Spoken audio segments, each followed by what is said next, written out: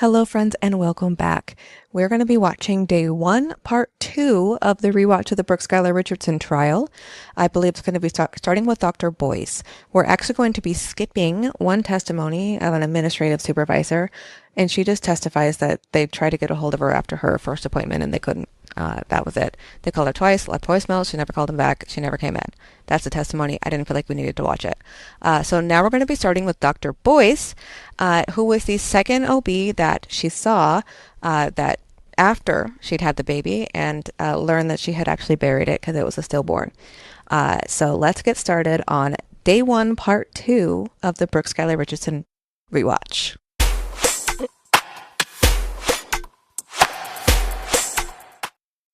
Okay, so we come back from lunch, and I think it's just kind of in the middle of, I think it had just started, so we don't get her, swearing in or, what the question is. I think her first question. But. We're in recess. Or purpose for that appointment? Birth control refill. And you said that was a refill? Yes. Doctor, on that date, were you aware that she had previously seen one of your colleagues, Dr. Andrew? Yes. And that appointment occurred on April 26th of 2017? Yes. When you, prior to that, the actual appointment on July 12th, what information did you have about the prior appointment on April 26th? Dr. Andrew took me in a little conference room and told me that he had seen her previously and that she had been pregnant. Did he indicate to you at that previous appointment that she had come in for birth control at that time as well? Yes. And you said that she was pregnant? Yes. Was it your understanding that he was the doctor that in fact confirmed the pregnancy for her? Yes. Do you have any understanding as to why she wasn't returning to him on this appointment on July 12th? I did not know why. Okay. Any information about her demeanor at that prior appointment? I don't think we dismissed something. I kind of felt like we did, but I don't think we did. You said she was tearful and upset when she was told she was pregnant. Okay. Did he give you any indication about whether or not she had made statements about not being able to have that baby or not being able to tell anyone about the baby? He had said that she had said not to tell her mom. Okay. Did you have any understanding after he had diagnosed or confirmed her pregnancy on April 26th as to whether or not she scheduled any of the follow-up appointments that he wanted her to have? She had not been seen at our practice since that appointment. Okay, thank you.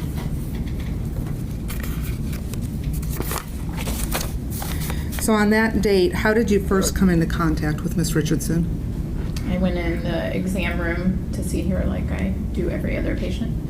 Had she already been checked in by another nurse? By the medical assistant, yes. Medical assistant, would that have been Ashley Sparkman? Correct, yes. Did Ashley give you any information that she had obtained when she checked Miss Richardson in prior to you going into the exam room? I don't remember her saying anything other than she is here and she's ready for you to see her. Okay. Did she give you any indication of whether or not she still appeared to be pregnant? She did say she doesn't look pregnant. Okay. She wouldn't have been pregnant, was she? No, she wouldn't have been pregnant, so it wouldn't make sense that she didn't look pregnant anymore. It would have been kind of weird if she did. And did she give you any indication about what her demeanor was or how she was acting in the exam room? I don't remember. Okay, thank you. After speaking with Ashley, did you then go into the exam room yourself? Yes. And when you go in there, how does the conversation start? Walk us through it, if you will. I walk in, I always introduce myself, say I'm Dr. Casey Boyce, it's nice to see you. I sit down, I say what brings you in today, and she says to get a refill on her birth control, and then I say okay, I'll be happy to do that, but I have to ask you, the last time you were here you were pregnant and you're no longer pregnant. What happened? What's up with that? And how did she respond at that time, doctor? She started crying. And did she give you any indication as to what happened to the child that she was pregnant with on April 26th? Yes, she started sobbing, and she said, I had it alone in my house, and I buried it in my backyard. And when you heard this information from her, what did you do in response? I asked a few more questions. I was kind of in a state of shock. I said, does anyone know about this? And she said, no. I said, no one heard you have the baby? She said, no. I said, labor is incredibly painful. And she started crying harder and said, yes, it's awful.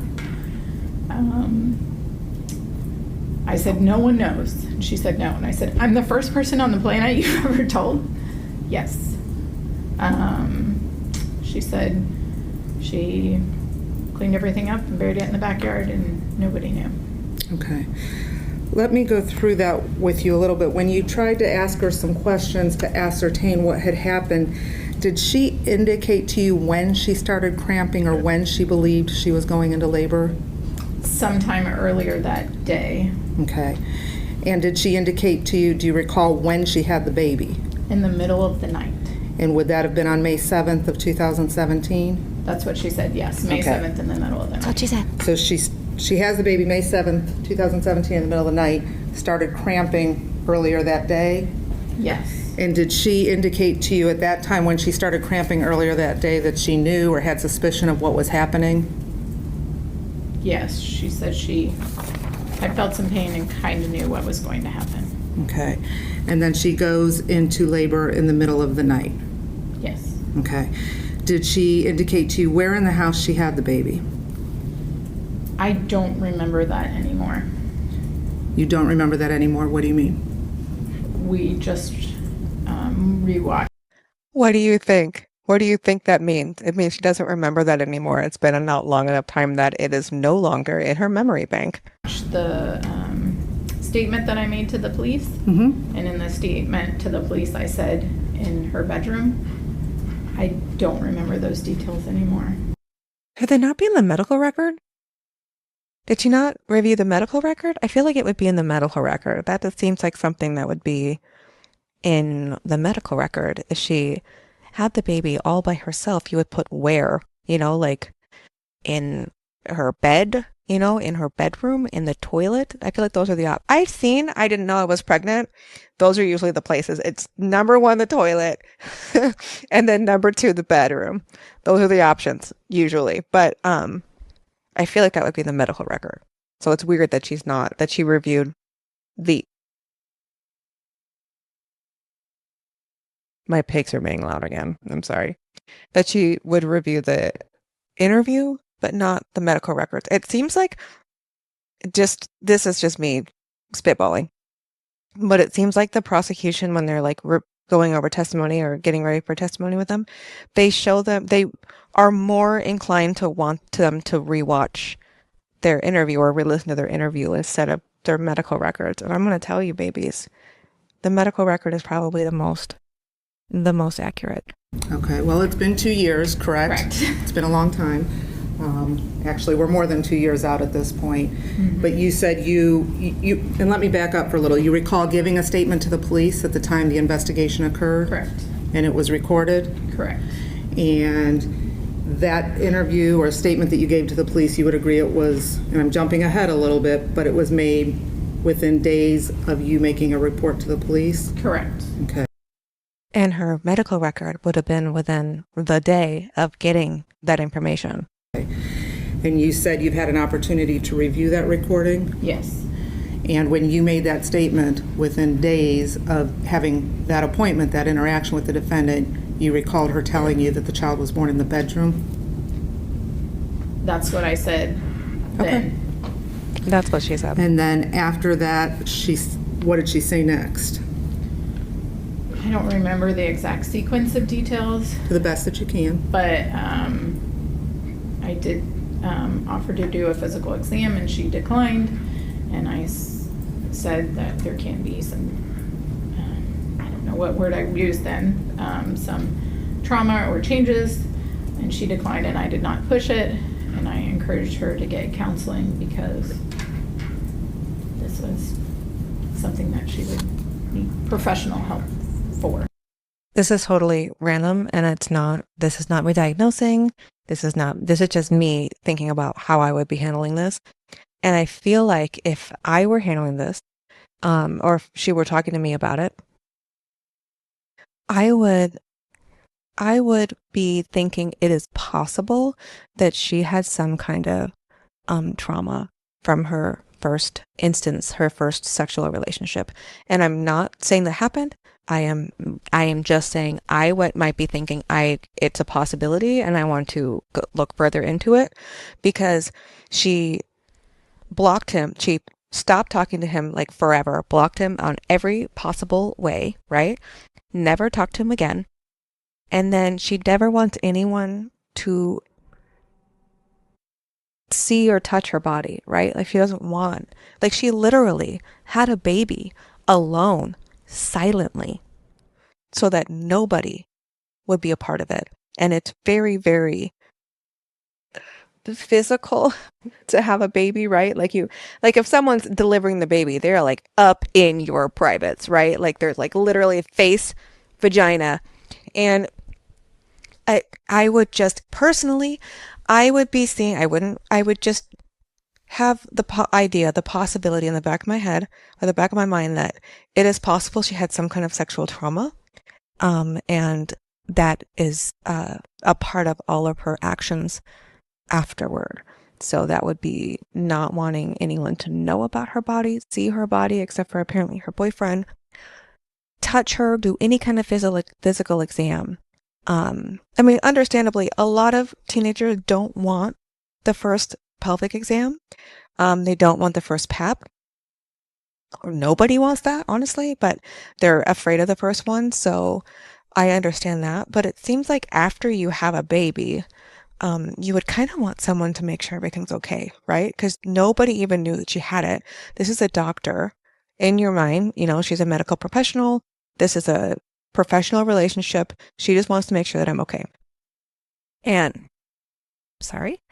I don't know. I would have that inkling. I would have that in the back of my mind that she had suffered from some kind of, even if it wasn't, in her mind, it was having a baby is a traumatic experience, right? But I think it was before that. Okay.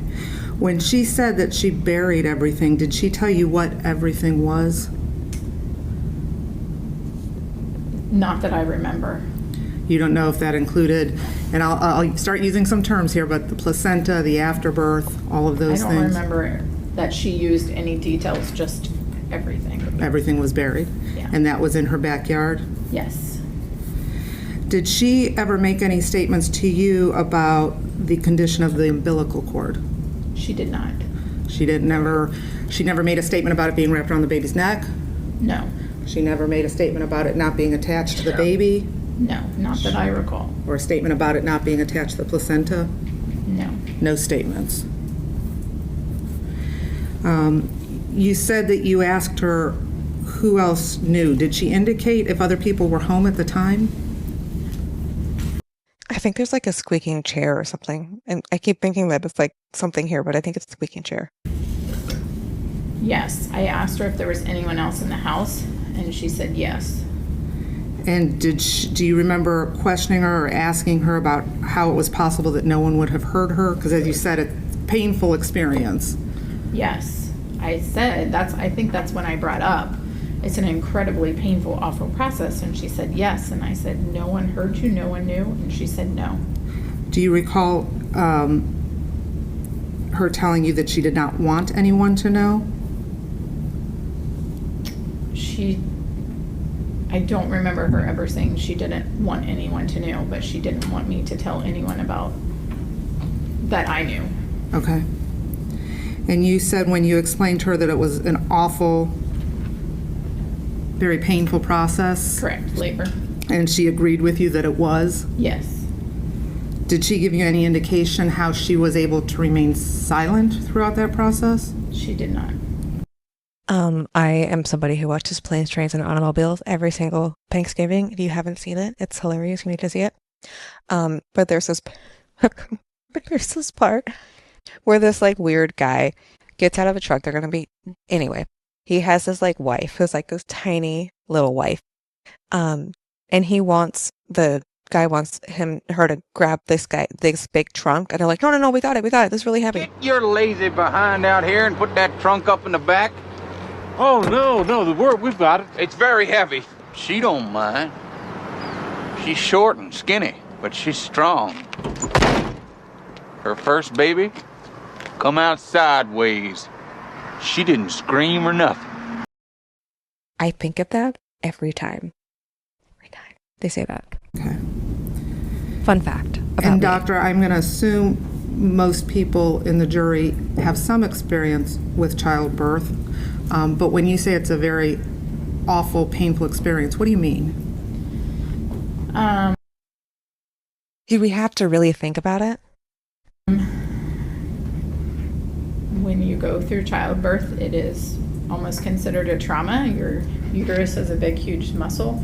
It contracts. Those contractions are very painful.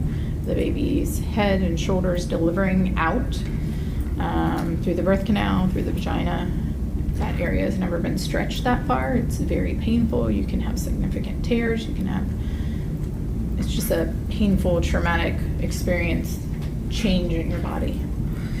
And in your experience as a doctor, how many babies have you delivered In my lifetime? in your lifetime? I don't know. Probably 1,000. Okay. When there is no medication or numbing agent or anything like that used, is it typically a quiet experience? Usually not, unless they're very motivated, and usually not.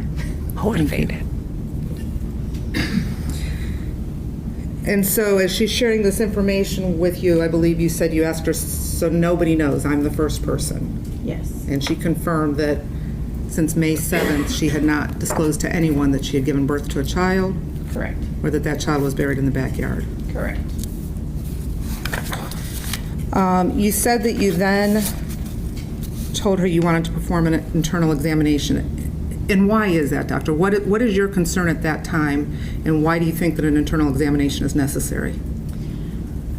As I said, when you have a childbirth, sometimes the area is stretched. You can have a laceration or tear, and usually we repair that at the time.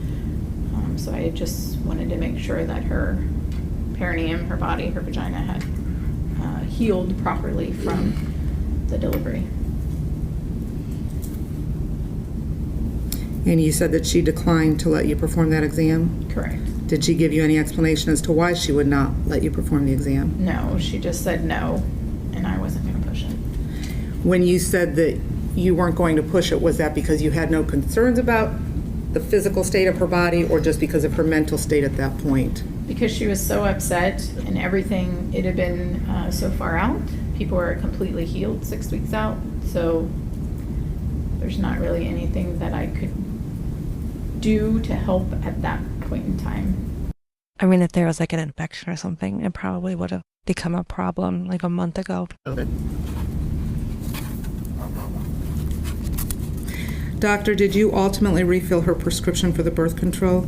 I did. And then you said after that you gave her some counseling or some advice? I told her that she should seek counseling and professional help because this was a traumatic psychological event, and that she would need help to cope and get past this. After that visit or that appointment concluded, did you have any further contact with her? No. After she left that day, did you have a conference with Dr. Andrew again? I did. And did you ultimately confer with legal counsel? We did. And did you make a decision based on the information that Dr. Andrew had and the information that you had to notify the police? Correct, yes. Your Honor, if I may have one moment. No. Oh, look, there she is. That's her. Dress Barn Betty. I don't know what her real name is. That's what I'm going to call her from now on. Boyce. Good afternoon. It's a common part of your practice to have the different doctors in your group see the same patient, right? Correct, yes. And it is typical that you and Dr. Andrew might both, on separate occasions, see the same patient. Yes. When Skylar described what happened on May 7th, she described a dead baby, correct? Correct. And she did not have to come back to Hilltop on July 12th, right? No. But she did. Yes. And she gave you the exact date when she had the delivery, correct? Yes, May 7th. And she told you that she buried her in her backyard, correct? Correct. And when she told you about her stillbirth, you believed her, correct? Yes. Objection, Your Honor. I'll sustain the objection, but you're able to disregard that last response. When she told you about her baby, she actually cried visible tears, correct? Yes. And people in your office, on your staff, could hear her sobbing through the walls of the exam room, correct? Correct. And that's while she was describing her stillbirth. Correct. And when you talked to the police in July or August of 2017,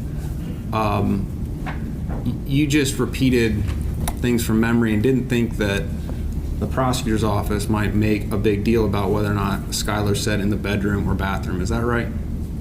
Correct. And now, thinking back on it, you don't know what Skylar told you about where she had her baby. Is that right? I do not remember that detail. The prosecutor asked you if Skylar said she never had to cut the umbilical cord. Do you remember that question? What was your question? She asked you if Skylar said, I didn't have to cut the cord. The Correct. prosecutor asked you that. Correct.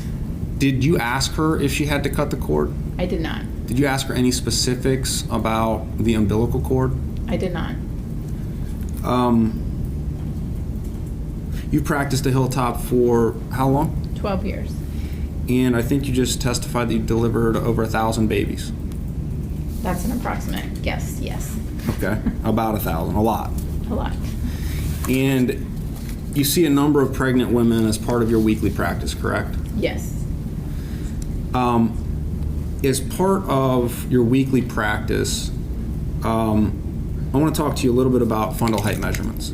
Okay. Do you use this tape when you take a fundal height measurement as part of your weekly practice? Yes. And when do you take a fundal height measurement? After 20 weeks. And how often after 20 weeks would you take a fundal height measurement? Usually every appointment. Why is that important? The fundal height, which is a measurement from the top of the pubic bone to the top of the uterus, should measure within 2 centimeters of the number of weeks of a patient. And if it's smaller by outside of 2 centimeters, what does that indicate to you? That the baby might be smaller than it should be. And can that be a problem? Yes. Records are critical in your practice, is that correct?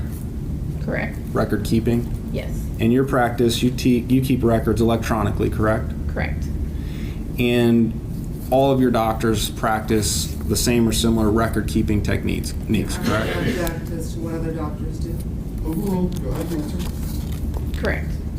And if someone were to write down in a chart, fundal height 32 centimeters, what does that tell you as a doctor? That the pregnancy should be between 30 and 34 weeks along. And this sounds like a very obvious question, but that fundal height 32 centimeters in a record, what does that tell you about the patient's fundal height? That he measured it, and that's what he got. Thank you. Would you write some specific number in a chart if you didn't take a measurement? No.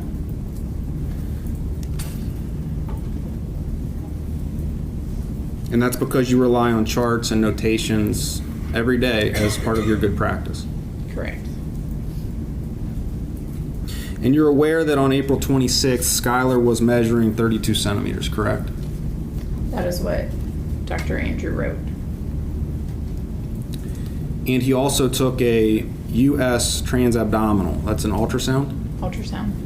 And in that he also measured 32 centimeters, is that right? Yes. Or 32 weeks. 32 weeks. Yes. Yes. He didn't measure anything as 32 centimeters. Thank you. Thank you. And we all know now that May 7th, when Skylar delivered, was actually only 11 days later, right? Correct.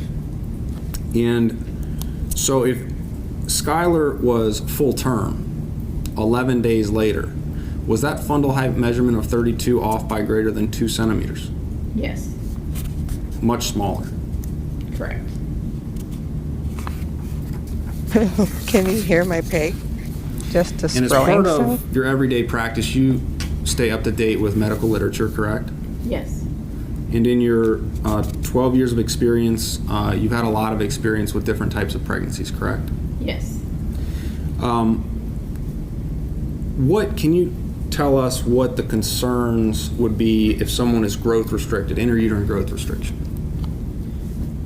If the baby is small, which is what intrauterine growth restriction means, the baby is smaller, measuring smaller than the number of weeks or the gestation that you think the baby is, then you are concerned that of why that is, and if the placenta is not working as well, and if the baby's not getting the nutrition that it needs. Is the baby at a higher risk for a stillbirth? Yes. Is there more likely less amniotic fluid? There can be, not always, but yes. It's more likely. Sometimes they go hand in hand. Would be more likely with growth restriction that there could be a weaker umbilical cord.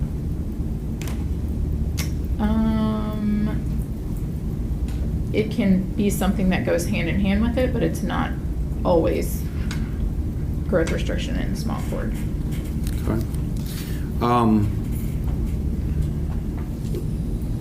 And if someone measures 4 to 6 centimeters too small on a fundal height measurement, that's a significant, much greater risk of a stillbirth. Is that correct? Yes, it's more concerning the more centimeters it's off by. And a stillbirth baby would be white, correct? Yes, Eyes closed. usually. Sometimes the cord not attached. I've never had that. Okay. What does that tell you if the cord is not attached to the placenta? The cord is what gets all the baby's oxygen and nutrition from the placenta to the baby. What would it tell you if the placenta delivered at the exact same time or right after the baby? That's not normal. It can mean an abruption. Abruption is when the placenta lets loose from the uterus. And again, if that happens, the baby's not getting the nutrition that it needs. It can mean that maybe that stillbirth happened a while ago, and so it all came out at the same time. And when we say a while ago, we're talking like several hours, not like weeks, correct? Correct. Yes, hours or days. Okay. I'd like you to take us all into the delivery room. Okay. Imagine you're standing there right now. What do you often see in a delivery room? There's the patient on the bed, her family, the patient has a nurse. There's usually a tech that sets up my table and is there to support the nurse. There's a nursery nurse for the baby and a respiratory therapist for the baby.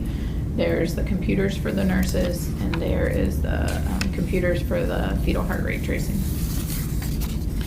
And what instruments do you have ready at hand as a doctor? There's a whole table. I have 2 sets of clamps, 2 sets of scissors, laps, towels. I have a gown, gloves, syringes, basins to put things in. I want to talk, you mentioned placental abruption. Now, placental abruption, it can be chronic, correct? Correct. What's that mean? That the patient has some bleeding, but the baby looks okay and is growing okay. That just a little bit of the placenta lets go. So they're graded by percentages. And if there's a reported bleeding in the 3rd trimester of pregnancy, is that a cause for concern? We usually have the patients come in if they have bleeding.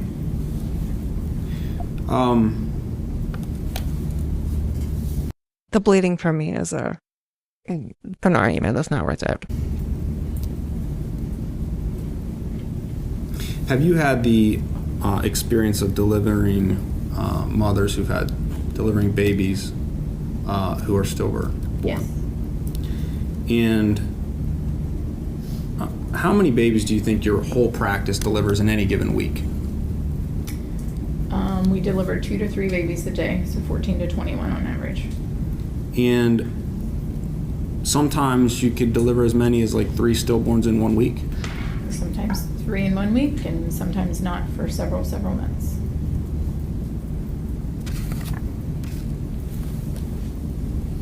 May I have one moment, Your Honor? You think? About the cord and details.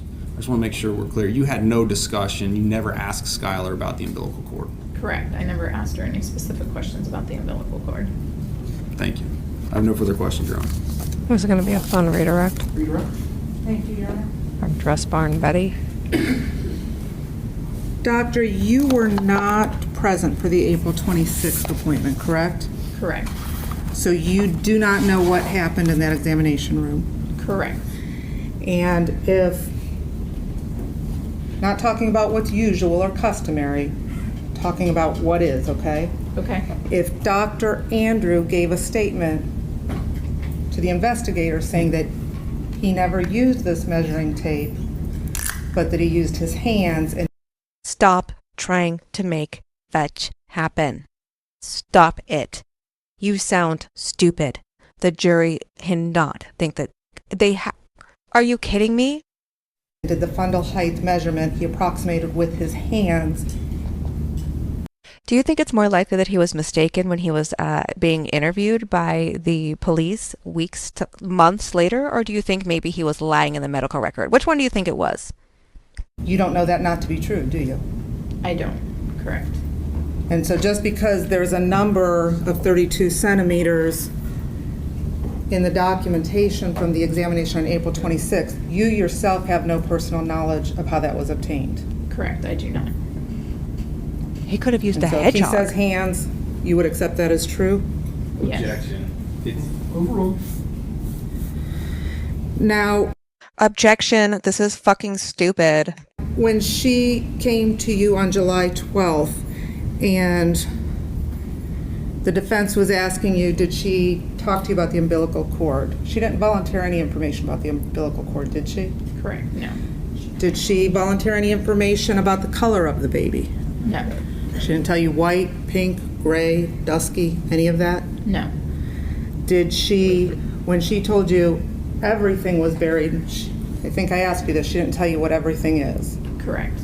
She never gave you any specific information as to when the placenta and the afterbirth and everything came out? Correct. So you have only the information that she chose to provide to you on that day? Correct. As does every doctor. What did he just say to her? It looked scary. She was like, And when the defense asks you if she didn't have to come back to your practice, you said correct.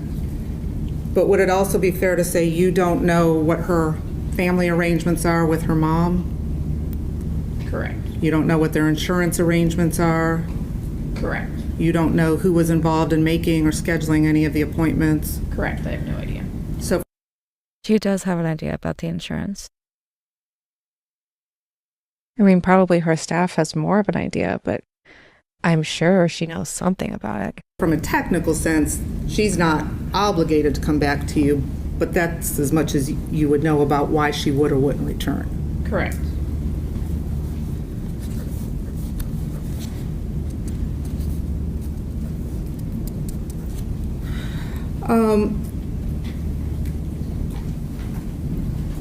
This fundal height measurement that was done with the hands and the abdominal ultrasound, and we've heard some testimony that they... Objection. That's not the testimony. They did it with his hand. The objection is overruled. Go ahead and finish your question.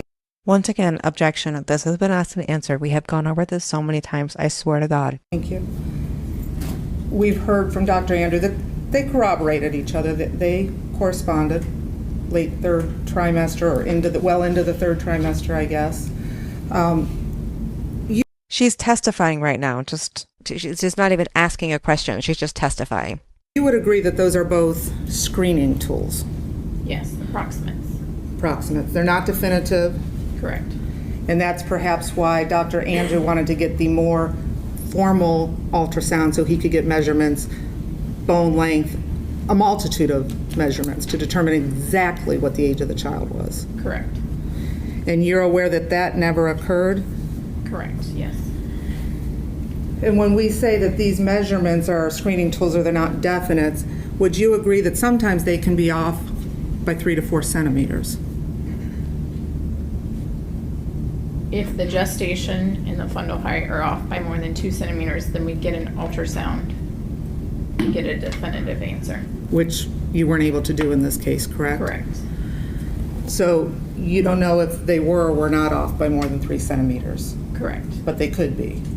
They could have been. So if our best guess is that she measured at 32 centimeters and it could be off by 3 centimeters, that could get you to 35 centimeters, and then if she has a baby approximately 2 weeks later, we might be up to 37 centimeters now.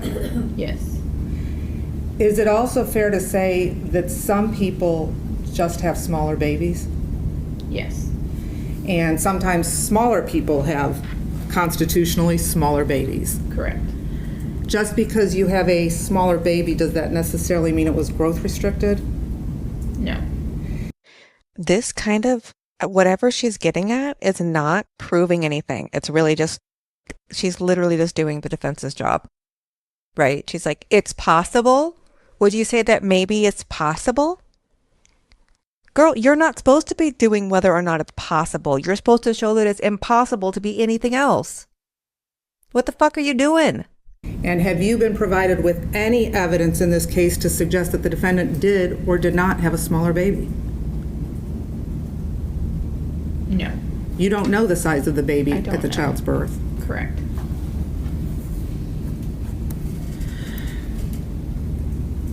I want to go back over one other thing. I really just You like this agree woman. when you gave the interview to the detectives, it was within a day or days of making the report to the police? Yes. And do you recall at that time that you didn't hesitate, you didn't think about it, but you definitively said she reported the child was born in the bedroom? That's what I said on the video that I watched. Nothing further, Your Honor. Mr. Rickers? Briefly, Your Honor. Dr. Boyce, going back to charting and this fundal height measurement, if you write down a fundal height measurement in a chart, would you ever not use this measuring tape or something to actually measure the fundal height? I wouldn't. And this is something that you and your doctors do in your group thousands of times over the years, right? Correct.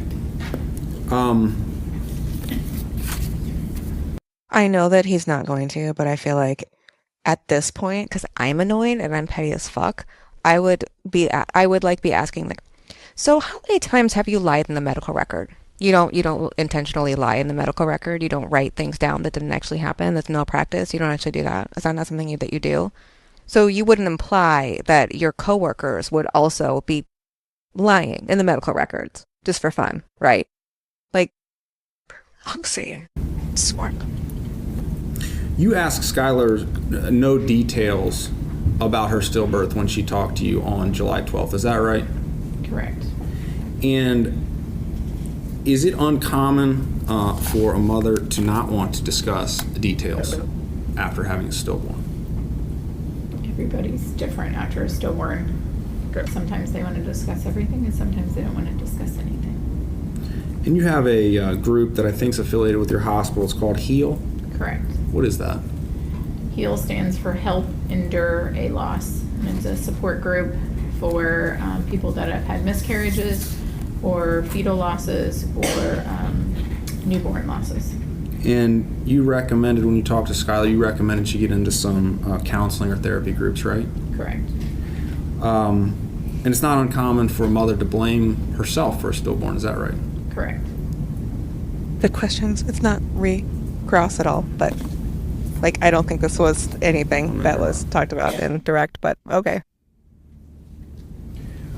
When Skylar was with you on July 12th, and when she was crying and speaking through her tears, she told you that she delivered a baby and it was not alive. Is that right? Correct. Thank you. No further questions. I would have liked if he would have asked. He probably didn't want to because it might have been a bad answer, but I feel like I would have liked him to have asked. Did it ever even occur to you that it could have been that she could have been alive?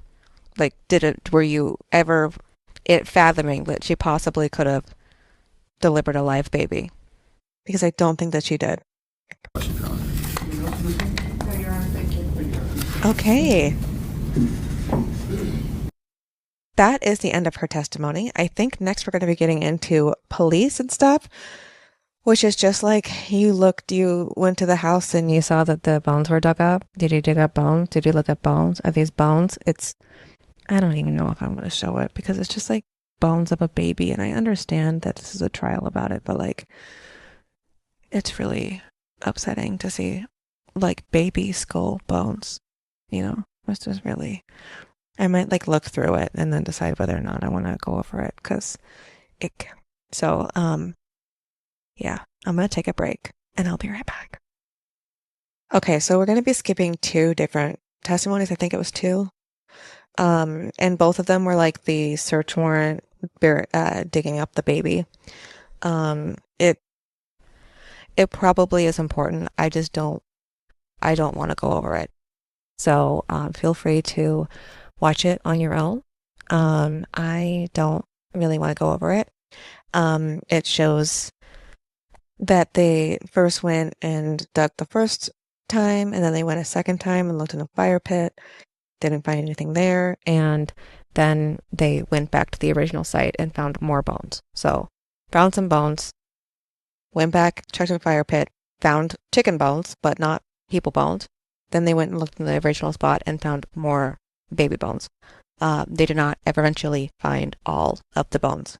So that's basically it. Now we're going to be seeing the testimony of a cop, but his search warrant is in the house. And that's more important for later. I mean, not important. It's not more important, but it is mentioned later on, I think, in the trial a little bit. I'm not 100% sure, but it kind of shows what it looked like inside and what they found inside. And then eventually we're going to watch Dr. Updegrove. In my brain, I'm like, he digged up a grave, and his name is Dig Updegrove.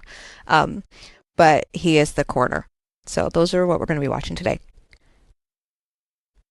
I do. May I proceed, Your Honor? You may. Thank you. Sir, would you please state your name, spell your last name for the record? John Michael Smith, S-M-I-T-H. Where are you employed, sir? The Warren County Sheriff's Office. How long have you been employed there? Over 18 years now. What do your present duties consist of? I'm a supervisor for road patrol and airfield. Okay. Are you also a member of the Warren County Crime Scene Unit? Yes, I'm one of the supervisors assigned to that team. Okay. Is there any type of special training that you have to go to be part of the Crime Scene Unit? Yes, you have to be an evidence technician to be a member. And are you an evidence technician? Yes, I am. Do you have any further training than that, sir? Yes, I'm certified as a master evidence technician through the state of Ohio. What does that mean to be a master evidence technician? That's just further training that you have to attend over a course of several years, and then you finally obtain that certification once you reach all the standards set by the state. How long have you been certified as a master evidence technician? I believe 2009. Okay. I want to direct your attention first to July the 14th of 2017. Did you receive a call-out notification for the crime scene unit? Yes, I did. And eventually, did you respond to 104 Eagle Ridge Drive in Carlisle, Warren County, Ohio? Yes, we did. There has already been a lot of testimony this afternoon about what occurred at that first search warrant on July 14th, 2014, but you were present, is that correct? That's correct. What was your role there, sir? To process the crime scene in regards to the allegations of there being a baby buried on the property. Okay. And you're aware that photographs were taken? Yes, sir. And ultimately, the skeletal remains of an infant child were collected on July the 14th of 2017. That is correct. Those were sent with the Warren County coroner and his investigator, Dr. Updegrove and Doyle Burr. That's correct. Okay. Are you also aware that there was a search warrant that was conducted on that residence, 104 Eagle Ridge Drive in Carlisle, Warren County, Ohio, on July 20th of 2017? There was one that I did not attend. I believe that may have been it, sir. And that was going to be my next question. You weren't present at that second search warrant on July 20th with Deputy Vaught, is that correct? I was not. Okay. Is this man wearing the smallest shirt that he could find? Like, dude. Yeah. And there was actually a third search warrant that was conducted on that residence on July 24th of 2017. Is that right? Yes, sir. Were you involved in that? Yes, I was. How did you become involved, sir? I received another notification that they needed the crime scene unit to go and process the residence. Okay. Did the crime scene unit assemble? Yes, we did. Where did that occur at? Crime scene unit, assemble! I just imagined like the Power Rangers. We generally assemble at the main office and then respond out to the scene. Okay. And did that occur in this case? Yes. Can you describe the scene when you, well, let me ask you this first. What was the reason that you were responding a third time? What were you going there for? They wanted us to process the interior of the residence and to find any electronics and seize those. And they also wanted us to process for any types of latent blood in the residence. I'm sorry, I didn't hear the last part. They wanted us to process the scene for any types of latent blood. Blood? Okay. And to your knowledge, is this the first time that the Warren County Sheriff's Office really searched the interior of that residence there at 104 Eagle Ridge Drive? To my knowledge, and I know it was the first time the crime scene unit had went inside the residence. Okay. What happened when you responded to the scene on that date? We waited for the search warrant to be signed as customary that we do. And once we obtained that and knew it was signed, we made contact at the residence. Was anyone at the residence, sir? The family was there, sir. Okay. And specifically, was the defendant Brooke Skylar Richardson there? Yes, she was. Did you make contact with Ms. Richardson, sir? I did make contact with her. What was the purpose of making contact with her? A DNA sample standard was they wanted us to collect one from her, and I explained to her how we would collect that sample.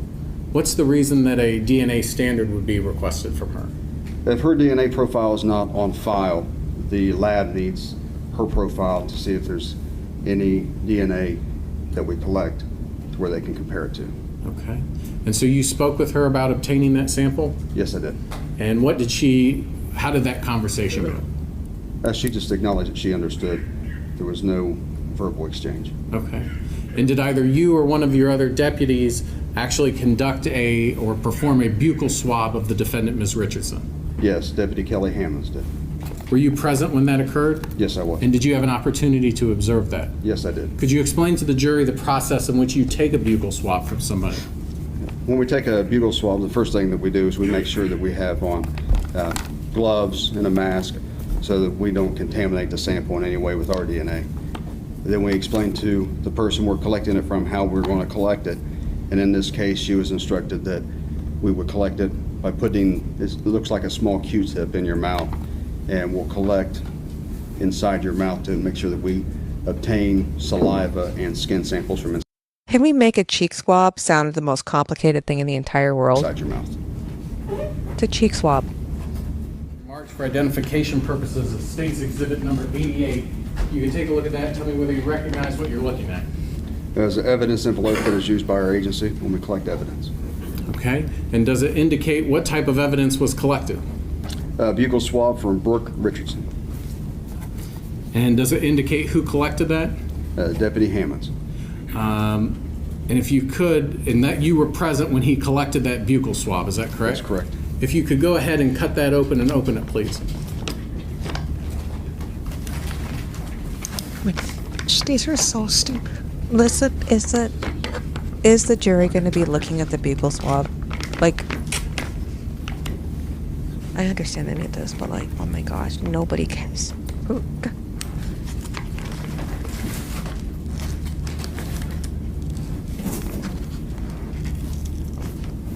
He's having a hard time there.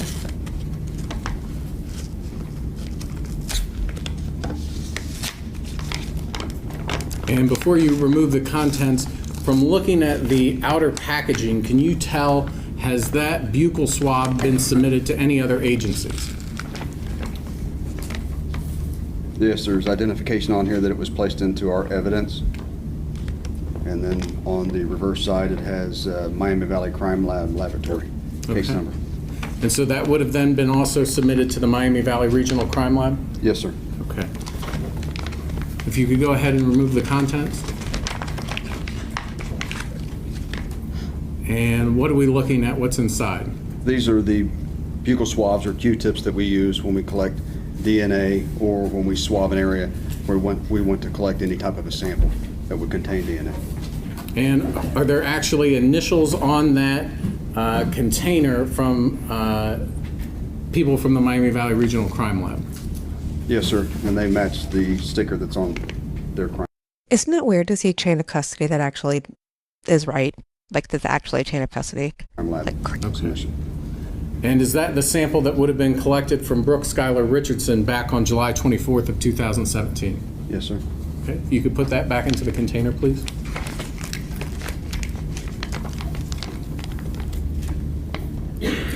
After obtaining the buccal swab from Ms. Richardson, what did you do at the scene? Once we obtained her swab, we started processing the individual rooms. Okay. And if you could describe for the jury the layout of the Richardson home, where are the bedrooms located? When you walk in the main entrance, just off to the right would be, I guess, their dining room and kitchen area. Then there's I think there's an access that goes out to the garage. Then there's a staircase that goes up to the second story bedrooms and a bathroom upstairs. And then off of the main family room area, the master bedroom is adjoining to it. That's all. Did you follow that? Because I didn't. I wasn't listening. I forgot to listen. I feel like it would be nice if they just had like a kind of like the, what is it called? Not like a blueprint, but like what it looks like, and they just have them stipulate that, like, yep, we agree. That's the house. All on the Those master bedroom is on the explanations. first floor? The master bedroom is on the first floor, yes. Okay. And then what about as you move upstairs? As you move upstairs, when you go up to the top of the stairs, there is a guest room or an office off to the left. Adjoining to it is a bathroom. Then there is another room that I believe was maybe the brothers, and then you have Brooke's bedroom, who is off to the right at the end of the hallway. Okay. And you indicated you began processing these rooms, is that right? That's correct. Let's start with downstairs in the master bedroom. Was that believed to be the bedroom of Skylar's parents, Kim and Scott Richardson? Yes, by everything that was associated with that room, I believe it is their bedroom. Okay. Was anything collected from that room, sir? Yes, electronics were. Okay. And is it fair to say there were numerous electronic devices that were collected from the Richardson home on July 24th of 2017? Yes, there were. Okay. After the master bedroom, did you also collect electronic devices from the spare room or the office upstairs that you described? Yes, Deputy Kelly Hammonds and I did. Okay. And then were you also in the second story bathroom? Yes. Were there photographs taken of that second story bathroom, sir? Yes, there were. I'm going to hand you what's been marked for identification purposes as State's Exhibit 57, 58, and 59.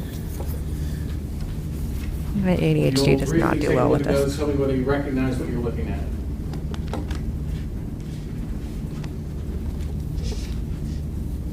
Yes, this is the second story bathroom. Do all of those photographs fairly and accurately depict the second story bathroom as you came upon it on July 24th? Yes, they do. I'm going to put State's Exhibit number 50. State's Exhibit number 57 on the screen. What are we looking at in State's Exhibit 57, please? I know, a toilet. The vanity and the toilet in the second story bathroom. Of course, on the scale for her, because worth it. And putting State's Exhibit 58 on the screen, what are we looking at in this photograph, please? That would be the bathtub shower in the second-story bathroom. How much And shaving cream also do they State's need? Exhibit number 59. Oh. That Are we serious right now? Are we serious right now? Thank you. Thank you for this. I'm so glad we get to see a disgusting, dirty toilet with like, I don't want to know. I don't want to know. I honestly don't want to know. is another photograph of the toilet in the second-story bathroom. This would be so embarrassing. This would be so incredibly embarrassing. Like they literally have cleaning products right there, but like the toilet, like did someone just like forget to flush? Like what the? Come on. This mom must just be like, I mean, whatever. Okay.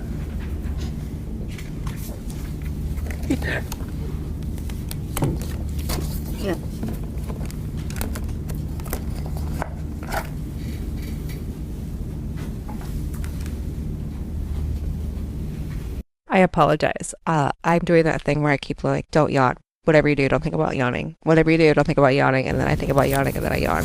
It's fantastic. It's a fantastic trait. I actually want to show you State's Exhibit 56 as well. Could you take a look at that and will you recognize what you're looking at? We're going to see someone's skid That mark is the hallway underwear. and the entrance to the second-story bathroom. And again, does that photo fairly and accurately depict the scene on that day? Yes, sir, it does. And so again, if you could describe for the jury, what exactly are we looking at in this photograph? That is the, if you were standing in front of the bedroom next to Skylar's or standing outside of her bedroom and looking down the hallway, this would be the entrance to the second-story bathroom. You think maybe we could have taken a photo before you moved the armoire thing? Or is that just how it is? Just a little bit hinky. In addition to photographing the second-story bathroom, did you also have an opportunity to photograph Skylar's bedroom? Yes, sir, I did. Does this prosecutor look like Dennis the Menace if Dennis the Menace became an attorney? Just asking.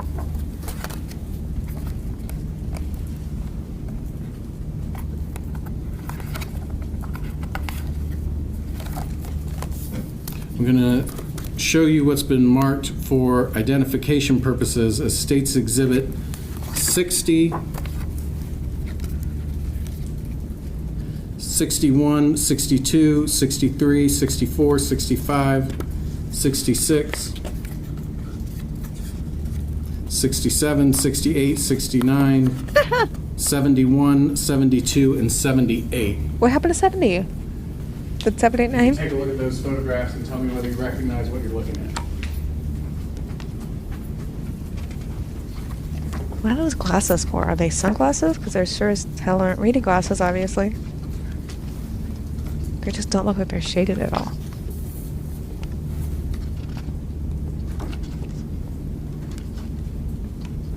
He really worked hard on his hair today. He was like, I'm gonna... These are all photographs of Ms. Richardson's room or items collected at her room. And do all of those photographs fairly and accurately depict Ms. Richardson's room as you came upon it on July 24th of 2017? Yes, they do. He was like, I got my hair looking sharp. Putting State's Exhibit 60 on the screen.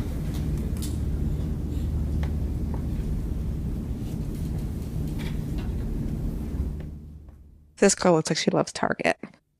This looks like The Target jury, to what are me. we looking at in State's Exhibit 60, please? From the main entrance of the doorway, when you would walk into Ms. Richardson's room, this is the first photograph that was taken, and it just shows the layout of her bedroom.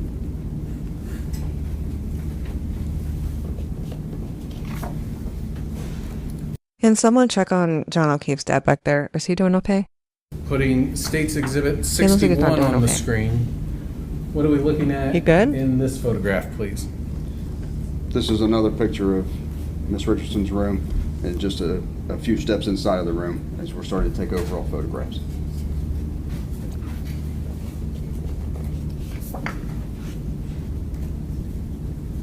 Putting State's Exhibit 62 on the screen. What are we looking at in State's Exhibit number 62, please? This is one of the tables in Miss Richardson's room that contain some of the items that would later be identified in some of the further pictures.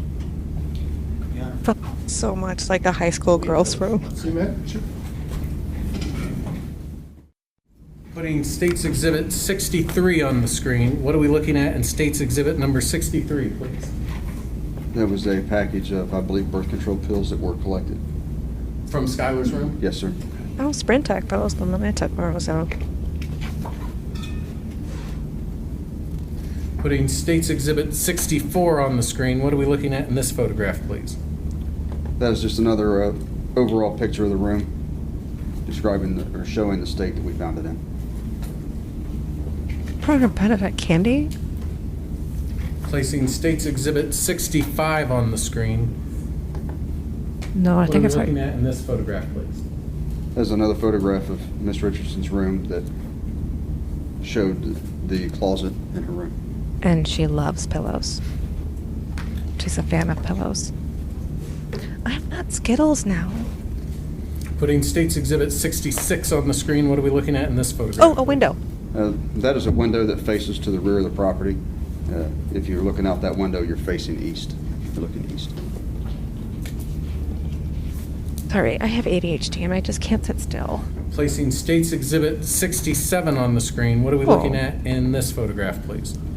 Those are additional items that were located in Miss Richardson's room that were collected into evidence. Okay. Well,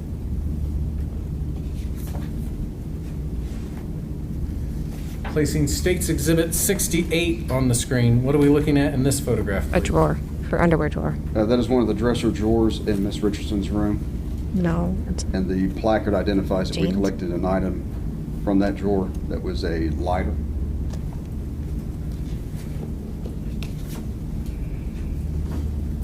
Placing State's Exhibit 69 on the screen, what oh, are we of course. looking at in this photograph, please? That's another picture of the previous photograph, just with the further close-up, so you can identify the item that was collected. And That's that is a a lighter bobby you pin. Yes, sir. It's a Got lighter. some hair ties. They're dirty or something. No, I think they're like Is decorated. that in her, is that like in a dresser, do you recall? Yeah, it's in a dresser drawer in her bedroom. Okay. Putting State's Exhibit 71 on the screen, what are we looking at in this photograph, please? That is a photograph of Miss Richardson's bed. Once the sheet was removed, these were the items that were located underneath of it. Could you tell, Sergeant, did it appear that Ms. Richardson's bed had been moved in any way? We had been informed that the bed had been moved in that position that we found it in on It looks that like day. Total Case Dad was just gonna pass on. What do you mean it had been moved in that position? The headboard used to be where you saw the window. The headboard was against that wall where the window was. On the day that we went and processed her room, it had been rotated 90 degrees left to where the headboard was now on the north-facing wall, where you see it in the photographs here. Okay. And as a result of having obtained that information, did you look underneath the bed? Yes, sir, we did. Monsters. Did you find monsters? I'm going to show you what's been marked for identification purposes as State's Exhibit number 72. What are we looking at in this photograph, please? Once the mattress was removed, there was a box spring. We removed the box spring, and there was items and property underneath of the bed that was also collected. Okay.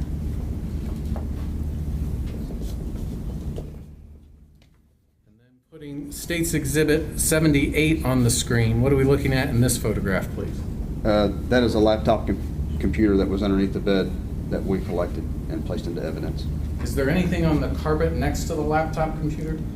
Yes, there's a area there that has a brownish tint just to the left of that computer, and also just If right. you want, so I'm sorry to interrupt you, Sergeant. Sure. You can actually touch the screen Okay.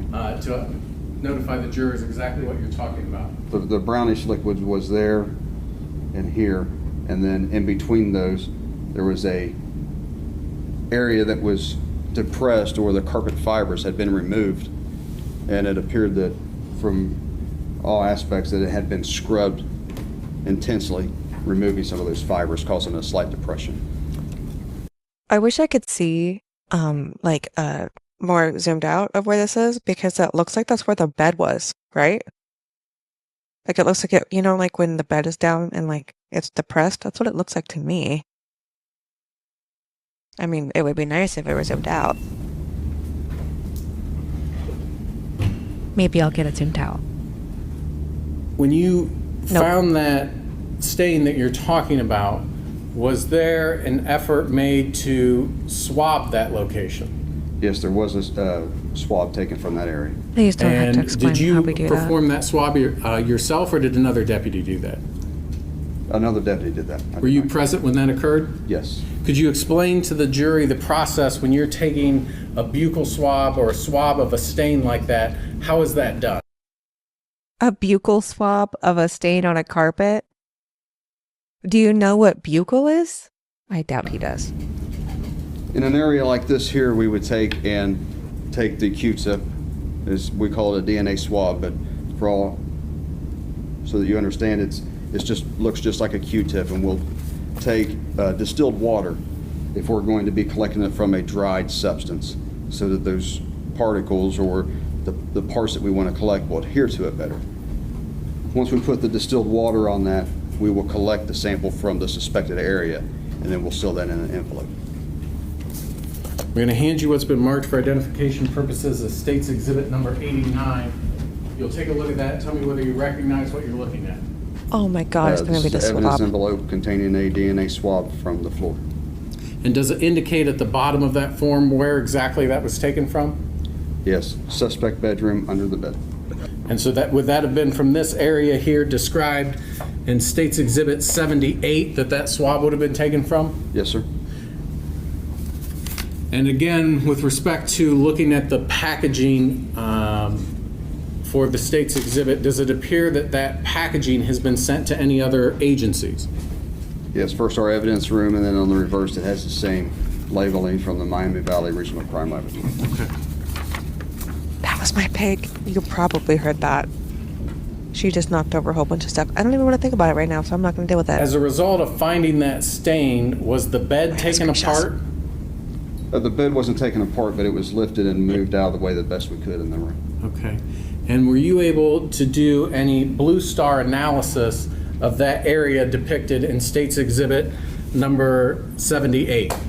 Yes, sir, we did. Could you first explain to the jury what is blue star? Blue star is a forensic chemical that reacts with the hemoglobin in blood. And when you spray it over a surface where blood has been or has been removed, it will react and it will illuminate intensely when it reacts with the hemoglobin in blood. And did you have an opportunity to do, I believe you said yes, but I want to make sure, to do blue star analysis of this area here that was described in State's Exhibit 78? Yes, sir, we did. Did it light You up? what's been marked for identification purposes as State's Exhibit number 79. You can take a look at that. Tell me whether you recognize what you're looking at. Yes, sir, that's a photograph depicting the reaction the Blue Star had when we used it in the room. So it must have Is lit that up. a fair and accurate depiction? Yes, it is. I'm going to put State's Exhibit 79 on the screen. If you can clear, there should be a way if you hit the corner to Just clear. the lower left, deputy, it'll leave that. All clear all.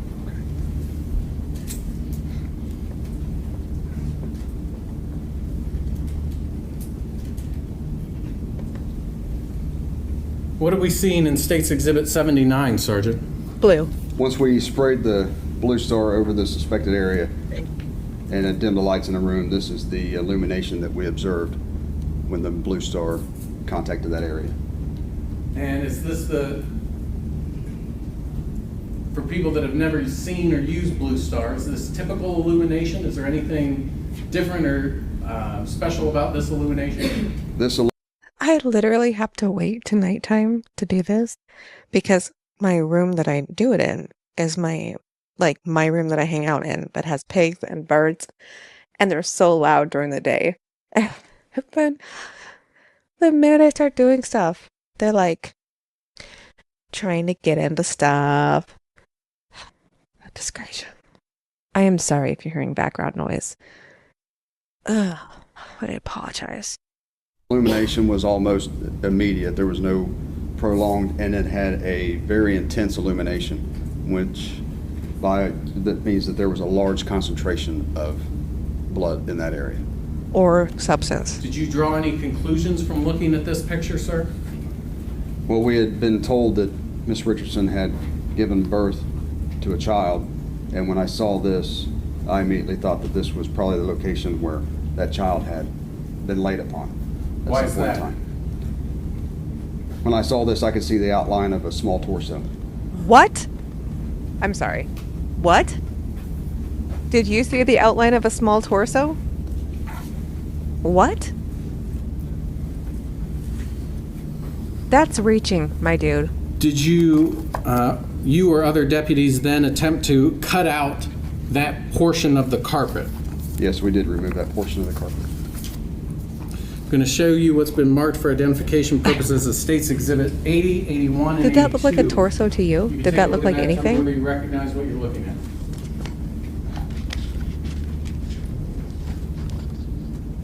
Yes, that's the area of the rug that was sprayed with Blue Star and removed. And are those all fair and accurate depictions of what's being depicted in the photographs? Yes, sir, they are. I'm going to put States Exhibit 80 on the screen. What are we looking at in States Exhibit 80, please? That is where the carpet was cut out, and you can see the foam padding. That foam padding would be what's underneath the carpet, is that correct? Yes, sir, underneath the carpet. Putting States Exhibit 81 on the screen, what are we looking at in this photograph? Oh, taking the padding Another out. photograph showing the foam padding and then the subfloor in the bedroom. Upon his wrist? What is that? And putting States Exhibit number 82 on the screen, what are we looking at in this photograph, please? That is the removed portion of the carpet that turned upside down. It's showing the underside of the carpet. Okay. Did you also use Blue Star on the underside of that carpet that was found in Ms. Richardson's bedroom? Yes, sir, we did. I'm going to show you what's been marked for identification purposes as States Exhibit number 83. You can take a look at that and tell me whether you recognize what you're looking at. Yes, that's a photograph of the area underneath the carpet. Does it fairly and accurately depict the image in the photograph? Yes, sir, it does. Putting States Exhibit 83 on the screen.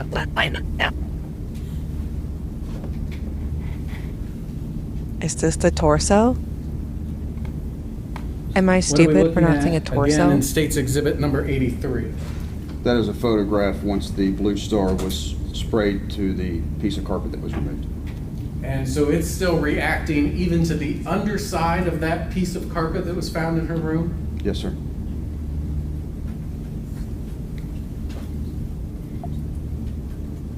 Look, I know I'm not arguing that this is blood, but I feel like enough blood for it to go through the carpet like that on a white carpet would be so hard to get rid of. Like, I don't know. I mean, Did you have an opportunity to collect that piece of carpet, sir? Yes, we did. I'm going to show you what's been marked for identification purposes as States Exhibit number 90. my God, that's going to be more chain of custody stuff. You can take a look at that and tell me whether you recognize what you're looking at. It's carpet. Is it carpet? I bet it's carpet. Yes, this identifies as the carpet and padding that was collected underneath Miss Richardson's bed. Okay. If you could go ahead and open that, please.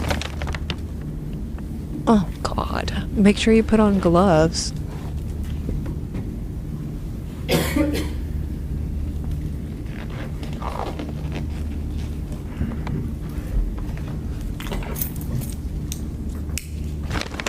If you're just showing off that he's able to have a knife in And again, court. sir, as you're opening that, do you also see labels on the packaging indicating that that had been sent to the Miami Valley Regional Crime Lab? Yes, sir, they are on here. Okay, thank you. I mean, at least the things are the things they're supposed to be. I mean, I feel like we've been watching trials that, like, shockingly, none of them are. Like, it's just an empty bag. Or it's Like, there's no, like, signatures. There's no chain of custody. Like, this is actually chain of custody, marked correctly. The thing is in there. It's the right thing. It is what it's supposed to be. I feel like that shouldn't be abnormal, right? Like, that should be normal. I shouldn't be shocked by this. Yet I am. Wow. Ooh. Your Honor, with the court's permission, I would ask that Sergeant Smith be allowed to walk up and down so that he can show the jurors both sides of that carpet. That's fine. And if you could, Sergeant, as you're walking, if you could show them any areas of significance that you found on the carpet, either with respect to any stains or with respect to the rubbing area that you said it appeared had been scrubbed.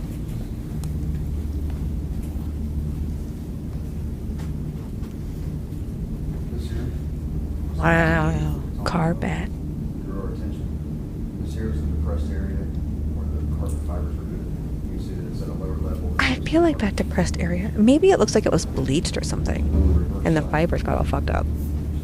Stains that bled through. Sergeant Smith, I Yes. can't have you testify from there, but if you could just point out to what you're talking about and then return to the stand. Okay. So just point to what you're talking about and then come back here to testify. No narration. This is charades. When you're out there, Not sure you're doing that the jurors charades. on the Okay. Far side got a good Do look. you want me to tell them what I'm pointing at? That's fine. First. This here is the depressed area that I was describing in the picture that you saw, and I'll point that out. These are the brown stains that drew our attention to the area. And on the back side, when I walk closer, you'll see there's stains here. That was the bleed through that we discussed. Sorry about that, Your Honor. That's all right. Everybody gets one.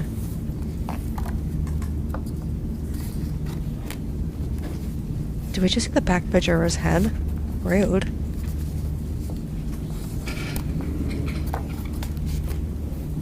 Wow. Bad. Look, the back of carpet.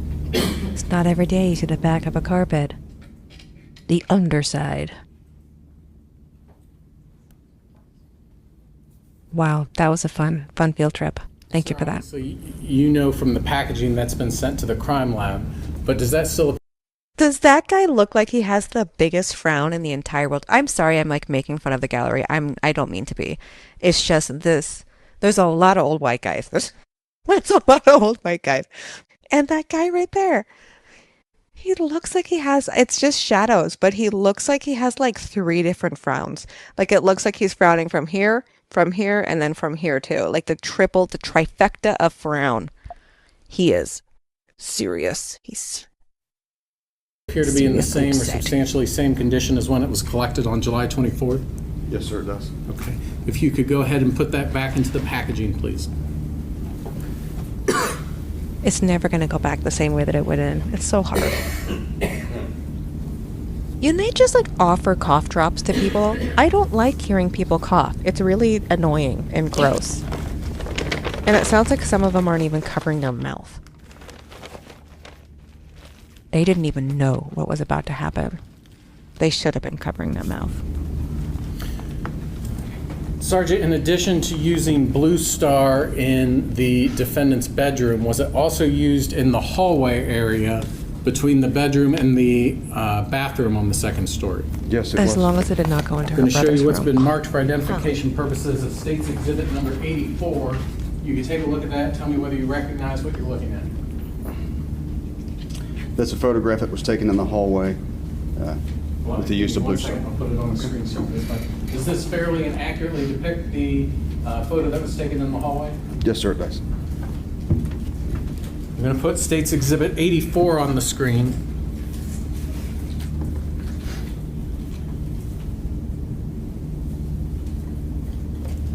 I'm going to be honest. If you that looks could like describe dog for the jurors what footprints. exactly are we looking at in State's Exhibit 84, please?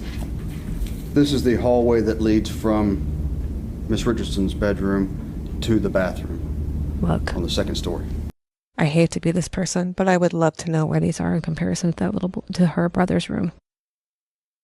Because he's her younger brother. I don't want to know, but I feel like it would be kind of an important thing to know. They're gross. And that looks like dog footprints to me. And we had applied Blue Star to this area, and we had the reaction that shows a footprint on the floor and then a faint footprint just to the other side of it. I just think those look like dog And footprints. I don't what is that footprint. object that's at the very top of the screen? This here, sir? Yes, sir. That is the tripod that we used. When we take these photographs, they have to be taken over an exposure time that if we held it with our hands, it would be real shaky. So we had to have a tripod to use. Sir, can you tell from looking at the footprint depicted in the photograph that's illuminated by the blue star, is that heading towards the bathroom or is that walking away from the bathroom, from the defendant's room? If That you was know. that was walking towards the bathroom. Where is the That footprint? Can you please point out the footprint? I don't see. She doesn't see it either. What are we talking about a footprint? Footprint? Where's the foot? Where was the foot that was printing? Sergeant, I'm also going to show you what's been marked for identification purposes as State's Exhibit 85, 86, and 87. You can take a look at those and tell me whether you recognize what you're looking at.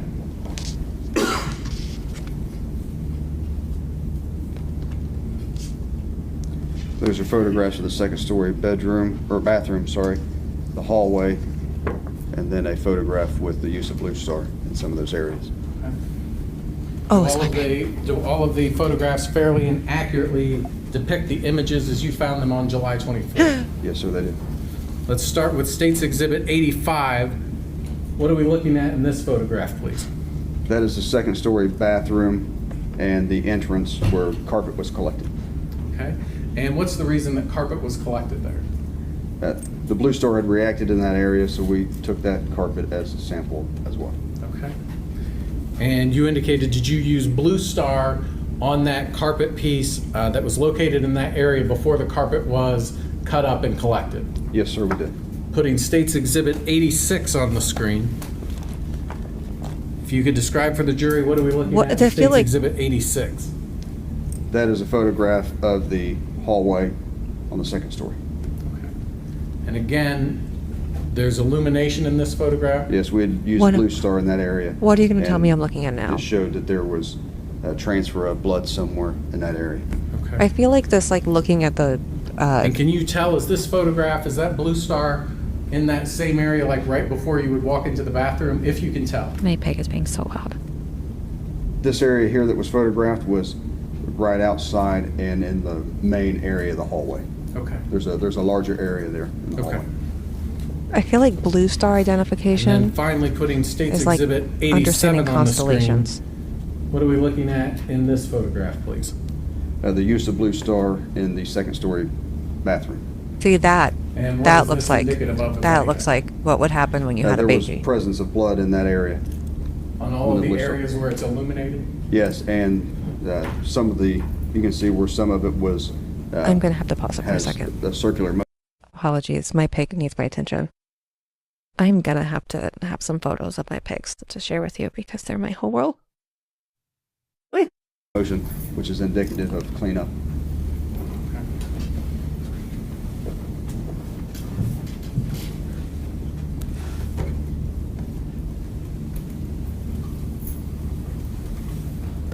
I'm sorry.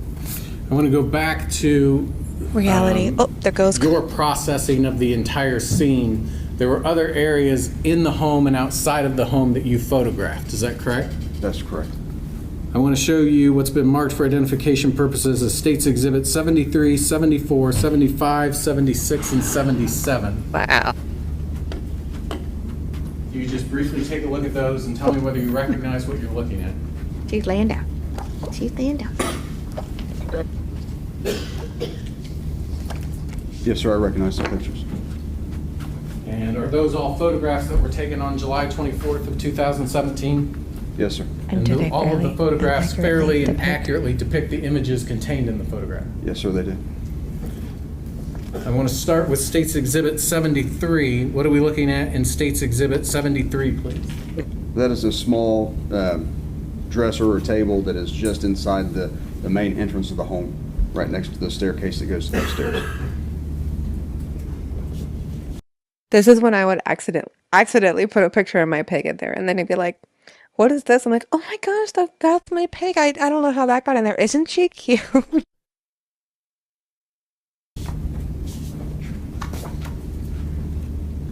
And then placing State's Exhibit 74 on the screen. What are we looking at in State's Exhibit 74, please?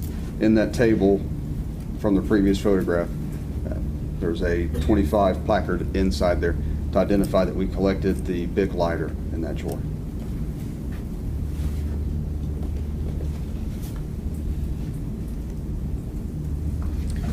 You know what really annoys me? That they have this microphone right there, right? Yet that's not what they're using. They could aim that, right, at his mouth.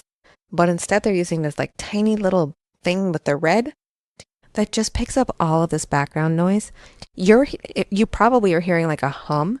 I am taking out a lot of that hum. Like there is so much hum going on. It is insane. And it's just because they're using this like this. Like why don't you use, I don't know, the microphone that's right there? Putting State's Exhibit 75 on the screen. What are we looking at in State's Exhibit 75, please? That is the exterior of the home, and on this side of the house where it's being photographed, it faces towards the north. And those are items that were collected outside that have been identified. Wow. And what were those items, please? Another lighter and some charcoal lighter fluid. Okay. My gosh. That Darius. Putting State's Exhibit 76 on the screen. What are we looking at in State's Exhibit number 76? Wow, tequila, but it's That is a Jose. storage bin in relation to where the previous photo that you had. Does anyone want to talk about a drinking problem? I mean, I hate to be that person, but like, how often do you have your recycling picked up? Or garbage, or whatever this is? That's a lot of tequila. First of all, someone likes Jose Cuervo. Baby, there are some better tequilas that you could be trying. But like, just tequila and bleach sounds like a fucking party. Like, it's literally just tequila and bleach. Sounds like a, I don't know, a fucking disastrous band. Just at the corner of that wall, there were some storage bins just around the corner. And in those Sipping on storage tequila bins were and these bleach containers and the alcohol containers. Sorry. And putting State's Exhibit 77 on the screen. What are we looking at in this photograph, Oh, please? more tequila That and is another bleach. photograph of the containers. The previous photograph, just setting up so you can identify what they were. And those were bleach containers? Yes, sir. Can you imagine bringing up like cleaning supplies and being like, and cleaning supplies?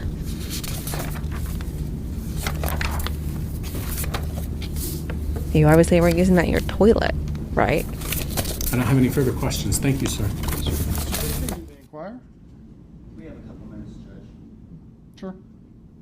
Ladies and gentlemen, if you want to stretch out while they take a couple of minutes to review some notes, you just move around in your seats. Sorry. Sergeant Just lay down Smith, on top of stuff. I want to go over these Oh, this is the dad council. This is the dad council. Just thought I would. I mean, obviously it's a different voice, but pictures I like of his Skylar's style. bedroom. I'm going to show you what we've marked as plaintiff's exhibit PPP. Sorry. You see that? it Yes, sir. sounds like it's That's one of really the pictures you loud, but it's identified not. for It's the just like prosecutor. Yes. a can And that's the way down. that bedroom looked That I put down there. right before you guys went in to search it. When I photographed it, that's how I found it. Yes, sir. Yeah. Show you what's been marked as defendant's QQQ. PPP. QQQ. Is that another photograph that you took of Skylar's bedroom? As I found it. Yes, sir. Is that Different Old angle. Spice? Yes, sir. Teddy bear, was that a teddy bear on top of the bed? It looks like some type of a stuffed animal, sir. Yeah, and the stuffed animals on the floor, is that what that looks like? There's something on the floor. Yes, sir. And this is She's her childish? desk. Picture of her desk, is that correct? Table in her room as I found it. Yes, sir. And this is her, by the way, for the record, that was R. defendant's Defendant's Exhibit RRR. Okay. Defendant's Exhibit SSS. That's a picture of her dressing table where she did her makeup and stuff. Yes, as I photographed it, yes, sir. Look at all of her makeup. Look at that. Wow. Is that all makeup? It looks like all like mascara and lip products. I mean, it doesn't look like she wears that much makeup. I mean, she's in court, so. Angle. I guess she did That's Julie. Defendant's Exhibit UUU. Is that correct? Yes, photographed as I found it, yes, sir. And then we saw a picture of the mattress of the bed after the sheet was taken off. And I'll show you what we've marked as, it looks like Exhibit CCCC. Does that look familiar? Yes, sir, as I found it. Yeah. And that picture on the bed shows a butter knife. Yes, sir. Yeah. And it shows what appears to be some blood stains maybe, or is that chocolate, or what is it? I don't know what those stains are, sir, but there are stains there. Did you take a swab of it or anything like that? I did not. I don't even want to know how many period stains are on my fingers. Like, what? Nobody needs to know. Okay? Nobody needs to know. And do you see like little crumbs in the crevices? Are those food crumbs? I don't know if they are food crumbs, sir. You didn't bother to look to see if they were? You didn't No, I taste did them. not. Grab Brecker. Is there any reason we have this picture? Is there any reason we showed this to the jury? Objection. I like that question. I feel like I haven't heard that question really. Like, is there a reason you're showing this to the jury? Oh, answer if you can. I don't know why the prosecution showed that. Why did you take it? Why did Now, you take it? I'm going to show you Defendant's Exhibit L. You recognize that scene? That is the bed in Miss Richardson. That's how you left it? I don't know if that's how it was left or not, sir. You didn't put it back together, did you? I did not put it back together, no, Did sir. any of your officers put it back Not to together? my knowledge. Not to your knowledge. Are you going to repair my gate? Um, Are you going to repair my bed? Huh? Defendant's Exhibit M. Recognize that picture? Can you turn it right side up, sir? Oh, I'm sorry.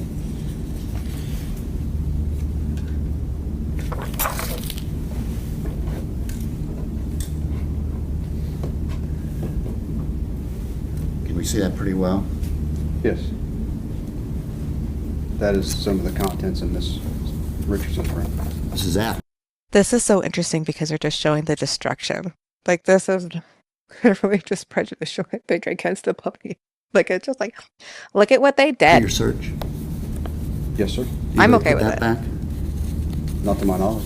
Search warrants are messy.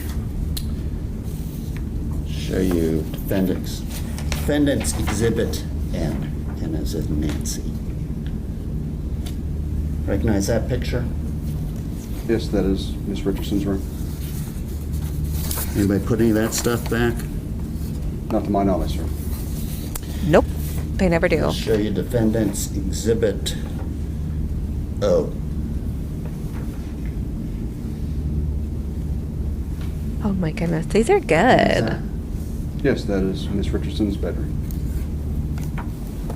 Any of your officers put that back? Not to my knowledge, sir. They need Afro Man. They need an Afro Man. How are you going to put my bed back together? I read your report while you were testifying, and you mentioned something that looked like a torso in the bedroom. Thank you. Yes, sir, I did. Yeah. Thank You you. didn't mention that in your report. I was asked what it looked like, sir.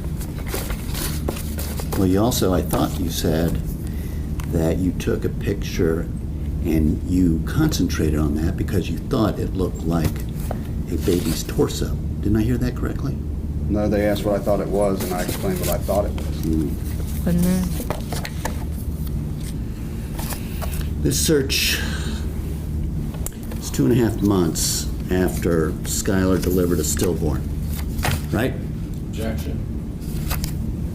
stillborn. Objection. Ladies and gentlemen, and this goes to what I told you way back in Word Here. I know it seems like a long time ago. The attorneys are going to use their version of what they believe the facts are. So one attorney may use the term stillborn, somebody might use victim, somebody might call it a crime, somebody might call it a crime scene. It is your job to determine what the facts bear out, not to pay any attention as to how the attorneys characterize that. So the objection is overruled. Mr. Rickers, go ahead. Thank you, Your Honor. Judge. I don't know if you answered my question. I did not. Can you ask me again? No, that's fine. Thank you. I understand. This search occurred on July 24th, 2.5 months after Skylar gave birth to a stillbirth, correct? That's what was reported, sir. Thank you. It is, because they said it was a stillborn at that point in time, I Now, believe. I don't know if anybody told you, but Skylar bled for 3 days after she gave birth. You aware of that? I was not, sir. If you were made aware of that, would all this blood that you found be unusual? Depending on where she bled, sir. May not. What about the fact that maybe she bled in 2016? You'd find that blood too, wouldn't you, on the carpet? I would not find the blood, but there would be, that's what the blue star is used for, to identify what areas of blood were, sir. Yeah. And so that, all this blood could be from different times, correct? You can't date I don't know where the blood came from. You don't know where the blood came, fair enough. And you don't know when that blood was put on the carpet. By my processing, no, sir. And you're aware that you took all these samples and sent them away for DNA I did analysis. You aware of that? I collected them, sir. Who took it up to the... That is the detective's prerogative, what is sent to the crime lab. And did they inform you that there was no Annabelle blood found? We did not. Or DNA? Did they... No, let me ask a question. Did the prosecutor inform you that there was no DNA of Annabelle found in that bedroom? I never just had that discussion with them, no, sir. That's an exciting tie.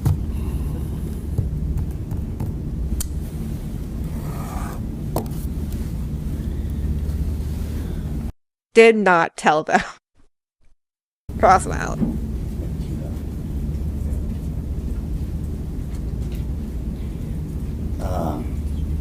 Detective Carter and Detective Fain was there. I'm sorry? I said Detective Carter and Detective Fain were both there during the search. I believe Detective Beheimer and Detective Carter were there when I was on the 24th. Can you play?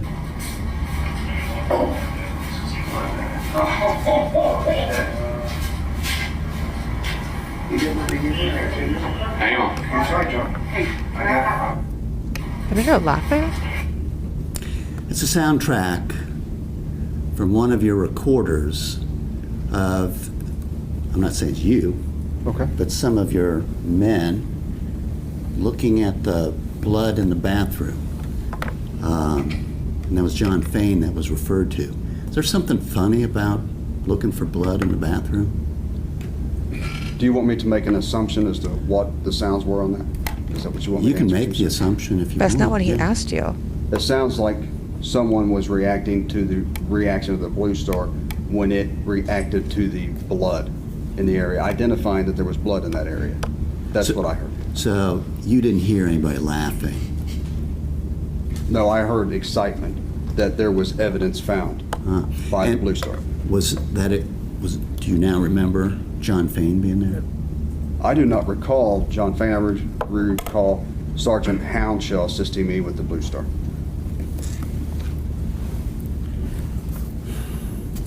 Let's talk about these This is a video. photos that the prosecutor wanted to show, and did show to the jury.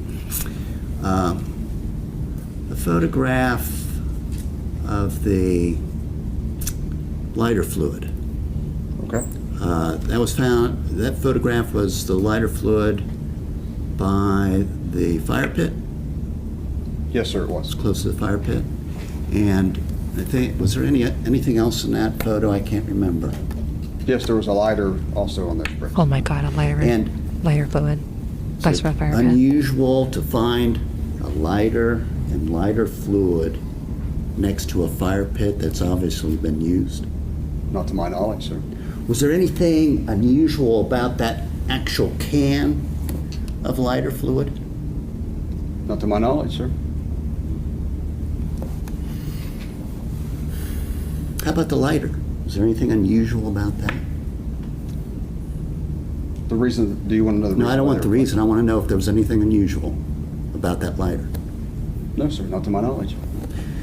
And by the way, I want to go back, speaking of lighters, when the prosecutor was showing you pictures of a dresser drawer, Skylar's dresser drawer, and you found a lighter in her drawer. Remember the scene with pulled it out and her jeans in that drawer? Remember that?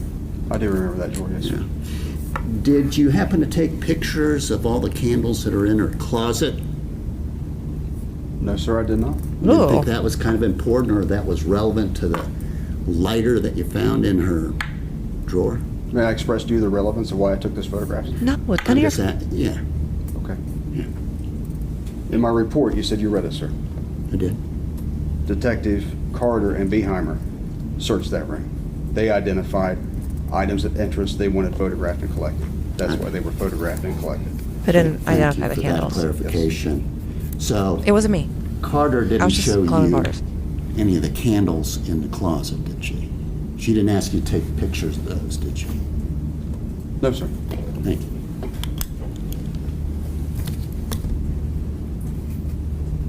I feel like candles would have been important if you're, showing that there was a lighter You may have 1 minute, Judge. to give the impression. I think I know what they were giving the impression of. Next witness? Ooh, next witness. Okay. Let's go on to the next witness. I think it might be the coroner. So that'll be exciting. It is in fact the coroner, Dr. Updegrove. He dug up the grave. Sir, would you please state your name, spell your last name for the record? Russell Updegrove, Uptegrove. Sir, where are you employed? I'm a pathologist at the Montgomery County Coroner's Office in Dayton, and I'm also the Warren County Coroner. Oh, I was going to say he's literally wearing Warren County. What do your duties consist of, sir? Performing autopsies and generalized death investigation. You've actually had a busy day today. Mr. Penn Clickington Esquire, can you please get a pen that doesn't click so you feel like you need to click it every time you ever do anything that involves a pen? Today, is that fair to say? Yes, I have. You were testifying in another county. Up where was it at? Richland County. That was this morning? Yes. Okay. Busy man.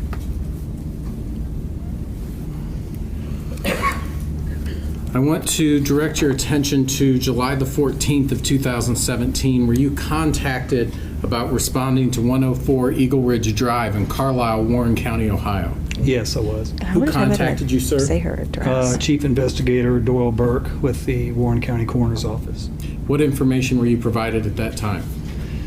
He told me that there had been a call of potentially a dead baby that had been buried in a backyard of a residence. Okay. Did you begin responding to that location? Yes, I did.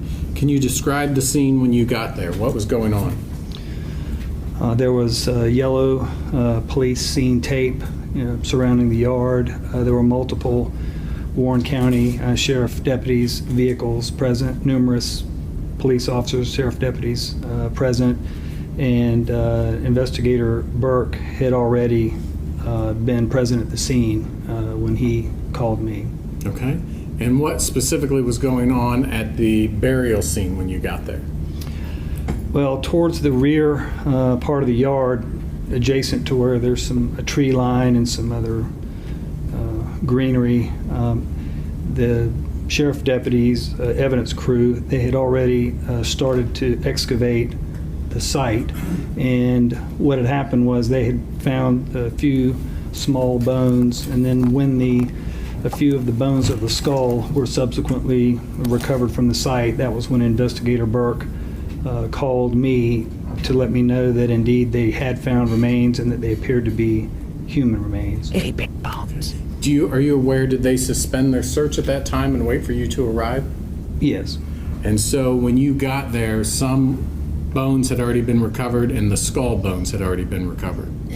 It's not every skull bone, but the larger bones of the skull had already been removed and had been laid out on a body bag, which was laying on the ground with a few of the other bones which had been removed from the site. Okay. Explain to the jury, what do you do then when you get there? I wish it would explain, maybe somebody will eventually, but like why the skull is in multiple pieces, because I feel like that would be something that people would want to know. Well, when I got there, I continued with the excavation or the removal of the bones from the actual site. Again, some of the dirt had already been turned up, so I continued in the exact location, removing additional bones, and in the process of going deeper, there was some small amount of residual decomposed tissue that was admixed with some of the dirt, admixed with the bones. So what I did was again, there was a fair amount of moisture still in that dirt, so things were kind of sticking together. I need to know what happened to his arm. I want to know. I don't need to know, but my pettiness needs. So I my pettiness removed needs. what I could easily identify, and then what I did is I took a small trowel and dug probably 3 inches surrounding all the way around where the remains were being recovered to try to capture any other smaller items which may not have been visible to the naked eye, because They should have had a leaf blower.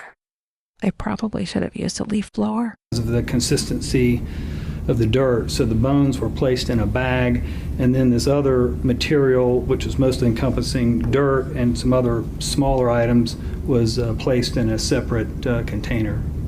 Can you explain to them the process? How did you go about excavating it in terms of, is this you just going through with your hands and trying to comb through the dirt? Do you have any tools that you're using? How do you go about the actual excavation of the bones?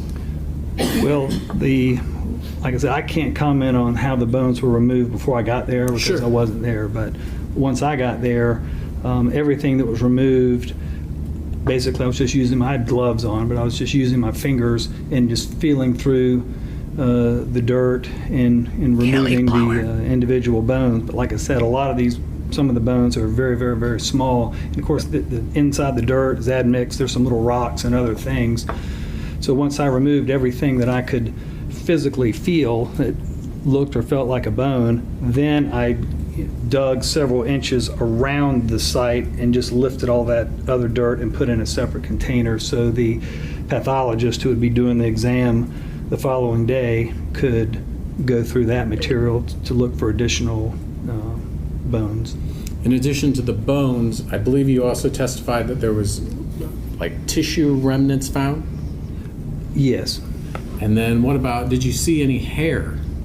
Evidence of hair found at the scene? I did collect a few small pieces of what I thought represented hair, and we did collect that as well. Okay. Sir, as you were going through the excavation process and laying out the bones that you recovered, are you aware were photographs being taken of that as that was occurring? Yes, there were.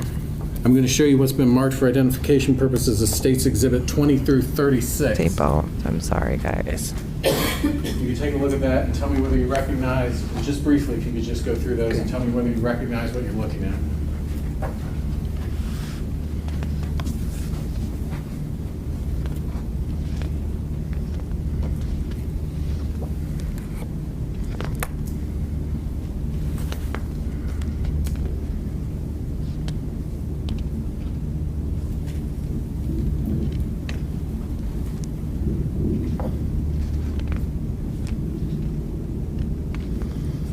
Bones. Bones. More bones. Looks like more bones. There. More bones. Different bones. At a different angle. All these bones. Bones. Okay, I've seen these pictures before, so these are representative of some of the pictures that the E-Crew person was taking as the specimens were being recovered. And do they all fairly and accurately depict the images contained within the photograph Yes, as they appeared on that day on July 14th? yes, they do. You indicated that the skull bones had, or some of the skull bones had already been removed from the ground by the time you got there. Is that correct? Yes, I'm going to put State's Exhibit number 20 on the screen. What are we looking at in State's Exhibit number 20, please? that's one of the bones from the skull. And do you know, is that one of the bones that had been removed before you got there? I can't say definitively which one, but there were several of the larger bones of the skull which had already been removed when I got there. I can't say definitively which That's one, right. Okay. or the order that they were removed. Putting State's Exhibit 21 on the screen, what are we looking at in this photograph, please? That's another bone of the skull.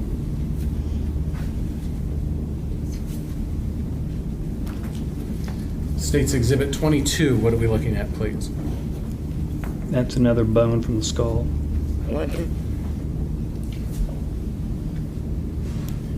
Doctor, is it unusual that the skull bone is in so many different pieces, or when you're dealing with an infant skull bone, Here we is there go. something different about that? Well, even into several 2, 3, 4 months of age, the bones are not fully fused, so there's still a soft membrane which connects the bones together, and there's an anterior fontanelle, or the soft spot up near the front of the skull, and there's a posterior fontanelle as well. This So is what I was essentially, hoping in you'd a get into. very young baby, once the scalp is reflected, you could just take a scalpel and separate those membranes, and literally the bones of the skull sort of open up like the petals of a flower. Have we So not? They're not at that early junction fused or interconnected only by membrane at that point. Ew. And that's what I wanted to ask. So at this point, with respect to the Thank you for that visual. composition that had occurred, you wouldn't expect to find the skull fully intact for a newborn baby. Is that fair? Yes, that's correct. Okay. Putting State's Exhibit number 23 on the screen, what are we looking at, please? I'm surprised that the prosecution is eliciting that. That's another bone from the skull. What is that measuring? Is it inches, centimeters, And State's Exhibit number 24, what are we looking at? freedom please? units? What are they? That's another Metric. bone from It's the metric, lower okay. part of the skull. Not freedom units. And then after those skull bones were removed, you indicated that you began your excavation process. Is that right? Yes. Putting State's Exhibit number 25 on the screen, what are we looking at in this photograph, please? That's the actual site where the skull bones had been removed prior to my arrival, and then I just continued in that same site, just with my hands, just removing some of the dirt. And Need a leaf blower. I could feel the other additional bones, and just we're removing them one by one. Did they scoop it up with solo cups? Putting State's Exhibit number 26 on the screen, what are we looking at in this photograph, please? That's a picture of my two hands and my blue sleeve on my left arm, kneeling down there, removing some of the bones from the site. And the skull bones had already been placed on another body bag before I got there, and then they got this other smaller body bag when I started individually removing things from the ground. Okay. And was that your process? As you removed small pieces of bone, you would place them onto that body bag? Yes. Putting State's Exhibit 27 on the screen, what are we looking at in this photograph? Dirt. please? And it appears to be a little bit more of a close-up image of the actual site where the ground has been disturbed. And there's, again, some of that white material of some of the sort of decomposed tissue that was still present. I mean, there wasn't anything visible as far as organs or skin, but it was just some decomposed tissue that was A completely that some of the bones morbid- were stuck to. Morbid thought. But I've done some actual literal gardening, not metaphorical gardening. I've done that too, but it's kind of shocking to me there aren't more bugs, right? Especially if there's like literally decomposing flesh. Where are the bugs? Where are the worms? It's weird to me.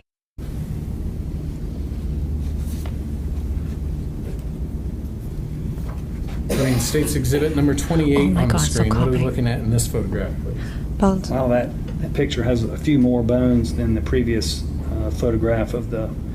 The way everyone in this trial says bones, it's sending me bones, bones, bones.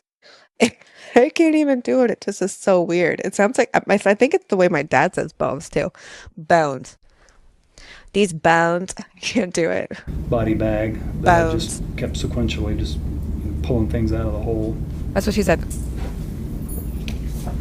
That's not the timer place, Molly. I'm talking about Putting baby State's bones. Exhibit number 29 on the screen. What are we looking at in this photograph, please?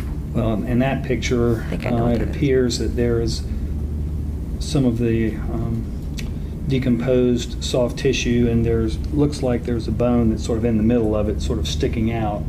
And I was trying to put some of that in the in that bag, Yuck. in a separate plastic This is bag, just upsetting. for in the event there was going to be any potential use for DNA purposes.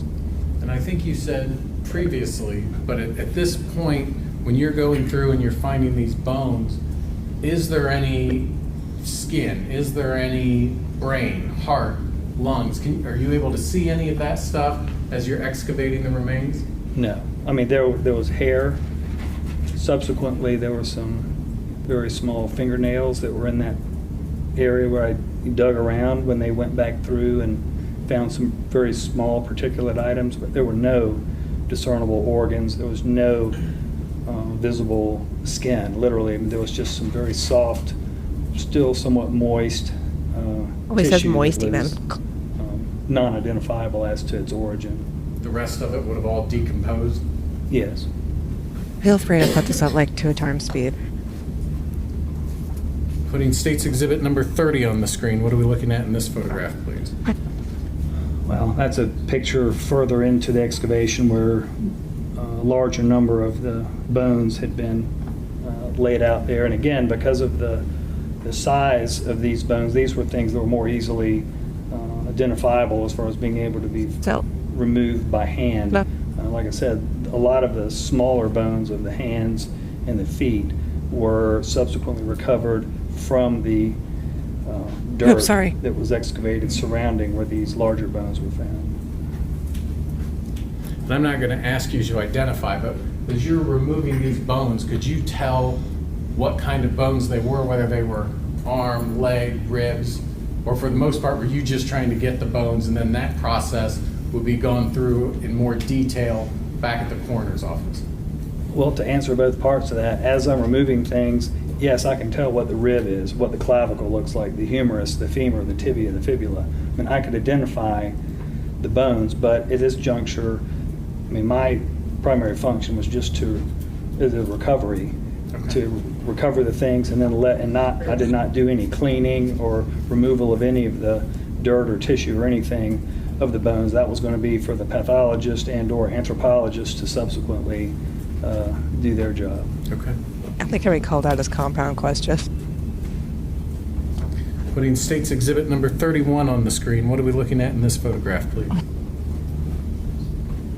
Again, it's just another photograph of the same basic site there where I was removing the bones from. Ew. I'm sorry. I'm normally not And grossed out by State's this kind of Exhibit thing, number but with a 32 baby, on I'm the I screen. can't. What are we looking at in this photograph, please? Well, in that You particular cannot. picture, there was, it looked like an actual, kind of like a root, because there was some Yeah. adjacent plant material, so there was some roots that had been disturbed in there, and it looked like there were some small hairs that were Oh, I see those. stuck to this piece of vegetation, so it was also taken as I think it evidence might for just be root, potential though. DNA analysis.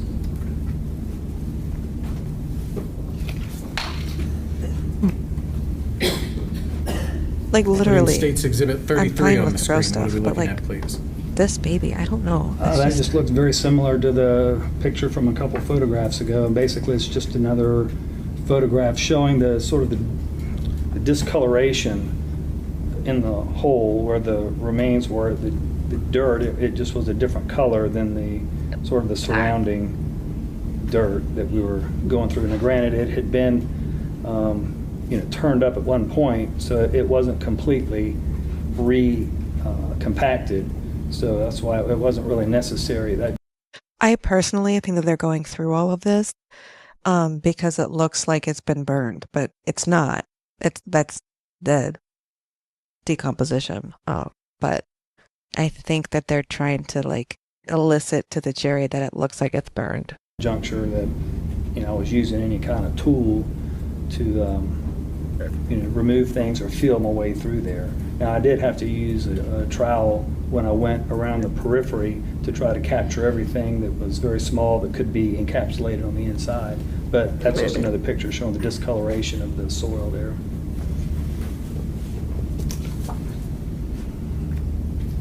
Putting States Exhibit number 34 on the screen. What are we looking at in this photograph, please? It looks like weed. It's not. This It's just picture, a again, plastic using bag that the makes it plastic look like bag, was trying to keep the material which may contain tissue that was decomposed. It looks like separate roots. from the actual white body bag where the bones were. So we're just trying to keep it separate. But that's what we're putting in this plastic bag.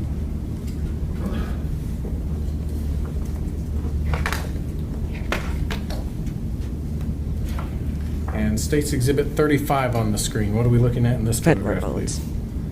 That's another picture with a lot of the bones. I mean, you can see ribs and long bones and bones from the pelvis. And again, a lot of these bones still have a fair amount of dirt and other organic matter stuck to it, attached to it, that I did not remove. So a lot of these things, in looking at it, you can't exactly tell what it is because there's a lot of exterior particulate matter attached to it. And then finally, States Exhibit 36. What are we looking at in this photograph, please? Well, since you said finally, I would imagine that was probably the picture that may have had the most of these bones that I had recovered visible, like this. My tag's timer. What was done with all of the bones that were collected at the scene on July the 14th of 2017? After we had finished, Investigator Burke and myself drove up to the Montgomery County Coroner's office and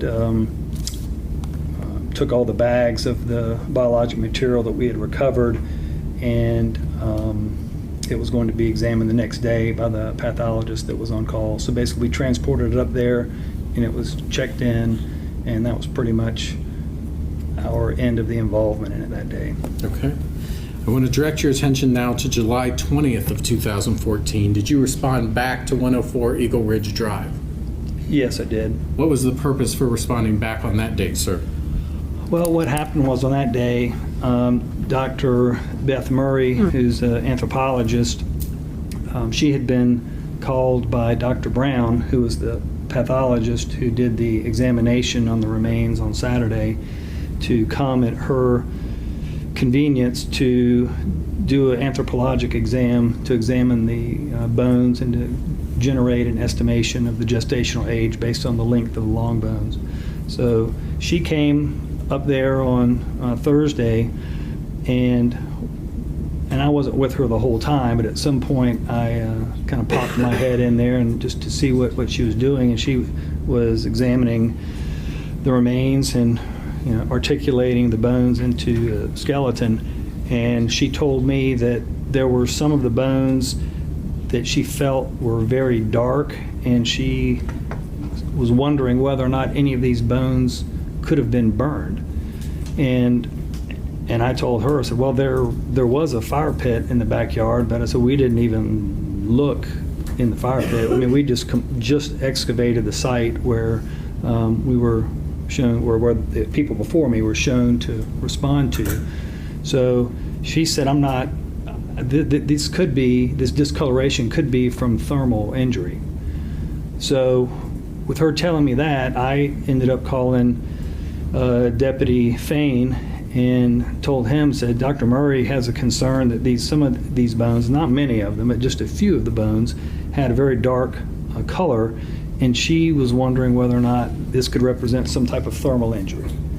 And I had told her there was a fire pit in the backyard, so I was just basically calling him, letting him know that she had enough of a concern that maybe it was worthwhile to look into the fire pit, because at that juncture there were some of the bones that had not been recovered. There were a few bones that were absent. So I told him what her concern was, and so then he said, well, we'll get another search warrant and go back out and put the purpose of looking in the fire pit. And did you do that on July 20th? Yes. And what, if anything, was found at the location of the fire pit, Doctor? Well, a lot of ash, burnt pieces of burnt wood, what appeared to be chicken bones, some fish bones, nothing that appeared to represent anything human. Several of the evidence crew, deputies were there, and had multiple buckets. I was, digging through stuff, sifting through things in the fire pit, but I did not find anything that resembled any type of human remains. And at some point while you were out there, were you made aware that there wasn't any fire at the fire pit? That was communicated while I was digging in the fire pit, that had taken place in a subsequent interview that was ongoing at that time, that nothing had happened there. This is interesting because it sounds like this is different than what we've heard, because it sounds like the coroner is saying that the anthropologist said it looks like these might have thermal injuries. And then he was like, well, there was a fire pit. And so they're like, let's go look into it. And while they're looking into it, right, they have Skylar in the interrogation for her second interrogation. And that's the one that they are saying, you burned the baby. The baby was burned. We'll see more of that later.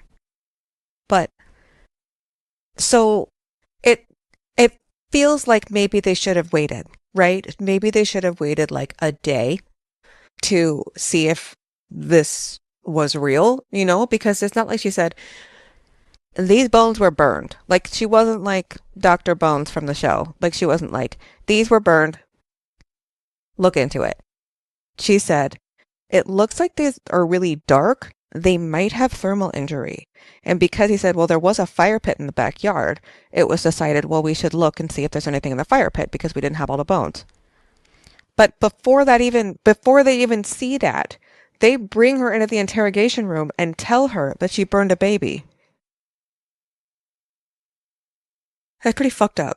In the fire pit. So at that point, and after filling up about 5 or 6 buckets, we stopped there. Okay. And where did you proceed to?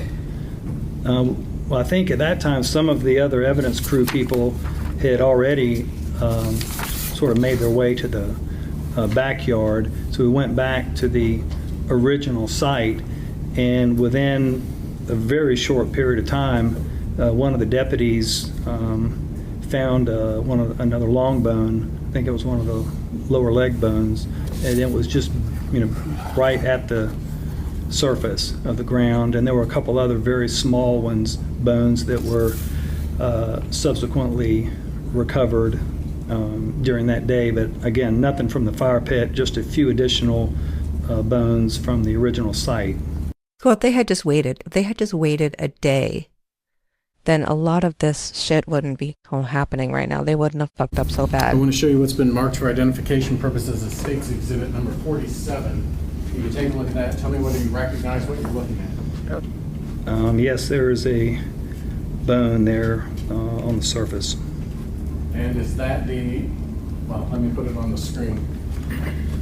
Putting State's Exhibit 47 on the screen, is that the long bone that you were referencing that was found on July the 20th at the burial site? Yes. Okay. I didn't find it. One of the sheriff deputies found it. Correct. And was that bone, along with the other, I believe you said they might have found some other smaller bones, or they weren't sure if they were bones, were all of those collected? Yes. And were they transported back to the Montgomery County Coroner's Office? Yes. If I could have one moment, Your Honor.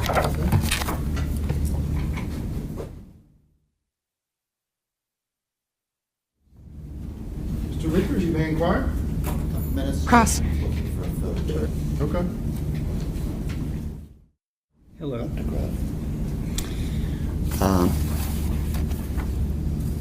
When you went back for the second search after Dr. Murray thought that the bones had been charred, you found more bones, I heard that.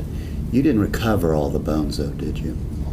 I did not reconfigure the bones myself, so there could be a few smaller bones that may still be absent. I don't have the actual bone count of how many were eventually discovered. I mean, you'd have to ask Dr. Brown or the anthropologist on that. It's Dr. Allen, I believe, is the anthropologist. Well, Dr. Allen got married, so now she's Dr. Brown. Ooh. Okay, that's what's confused She had a me. delayed name change, but she finally converted over, but she'll Just be to here confuse you. tomorrow. So Susan Allen is really Susan now Brown. Correct. Gotcha. He's So like, you I'm didn't gonna look fuck that at one the up. assembled skeleton and notice anything missing because you didn't see the photo. Is that what you're telling us? Well, I was there when Dr. Murray was reassembling the skeleton when she told me that she was concerned that there may be some thermal injury. But I didn't, I wasn't there the whole time, and like I said, I didn't count all the bones of the skeleton to know if there were a few missing, which there probably are. It's my understanding that the feet are missing for sure. Yeah, it was the lower extremity area where the absence of the feet were. Yes. And what I was looking for was a picture that the crime scene deputy took of animal holes that you discovered, I believe, during the second excavation. Yes. Do you know what kind of animal that might have been? No, they were relatively small. I'd have to estimate, I mean, maybe 2.5 inches in diameter. Like gophers or Like a mole or something. I mean, that would be probably the most likely scenario, but there were several of those holes which were unearthed when I was doing the excavation. Gotcha. In reading the report of the lead detective, Detective Carter, she indicates in a report that, like you had said, you had contacted Lieutenant Fain on July 20th. July 20th was when you went back, correct, to the scene? That was the same day that Dr. Murray was there, examined the remains, told me she was concerned there was thermal injury, so then I immediately called Lieutenant Fain, said here's what her concern is, and then that afternoon is when they executed the second search warrant at the scene. And I'm glad you clarified that because I wanted to make sure that we all knew that the same day that Dr. Murray, who's a forensic anthropologist, thought that the bones had been charred. That's what she relayed to you. You relayed it to Lieutenant Fain, correct? Yes. Same day. And then Same day. the same day was the search. I called him while I was in the room where she was doing her examination. I mean, I called, as soon as she said that, I just thought he should know what her concern was. Yeah. And according to Detective Carter's report we have here, she says that you actually said that the remains of the infant had been burned. Might you have said that? I said that Dr. Murray was suspicious that there may have been thermal injury. I never would have gone out on a limb to say myself that they were burned because, I mean, they were discolored, but she's the anthropologist, I'm not. So that's why I defer to her to make that sort of interpretation, and which I was just the middleman, essentially, in relaying that information to Lieutenant Fain. Gotcha.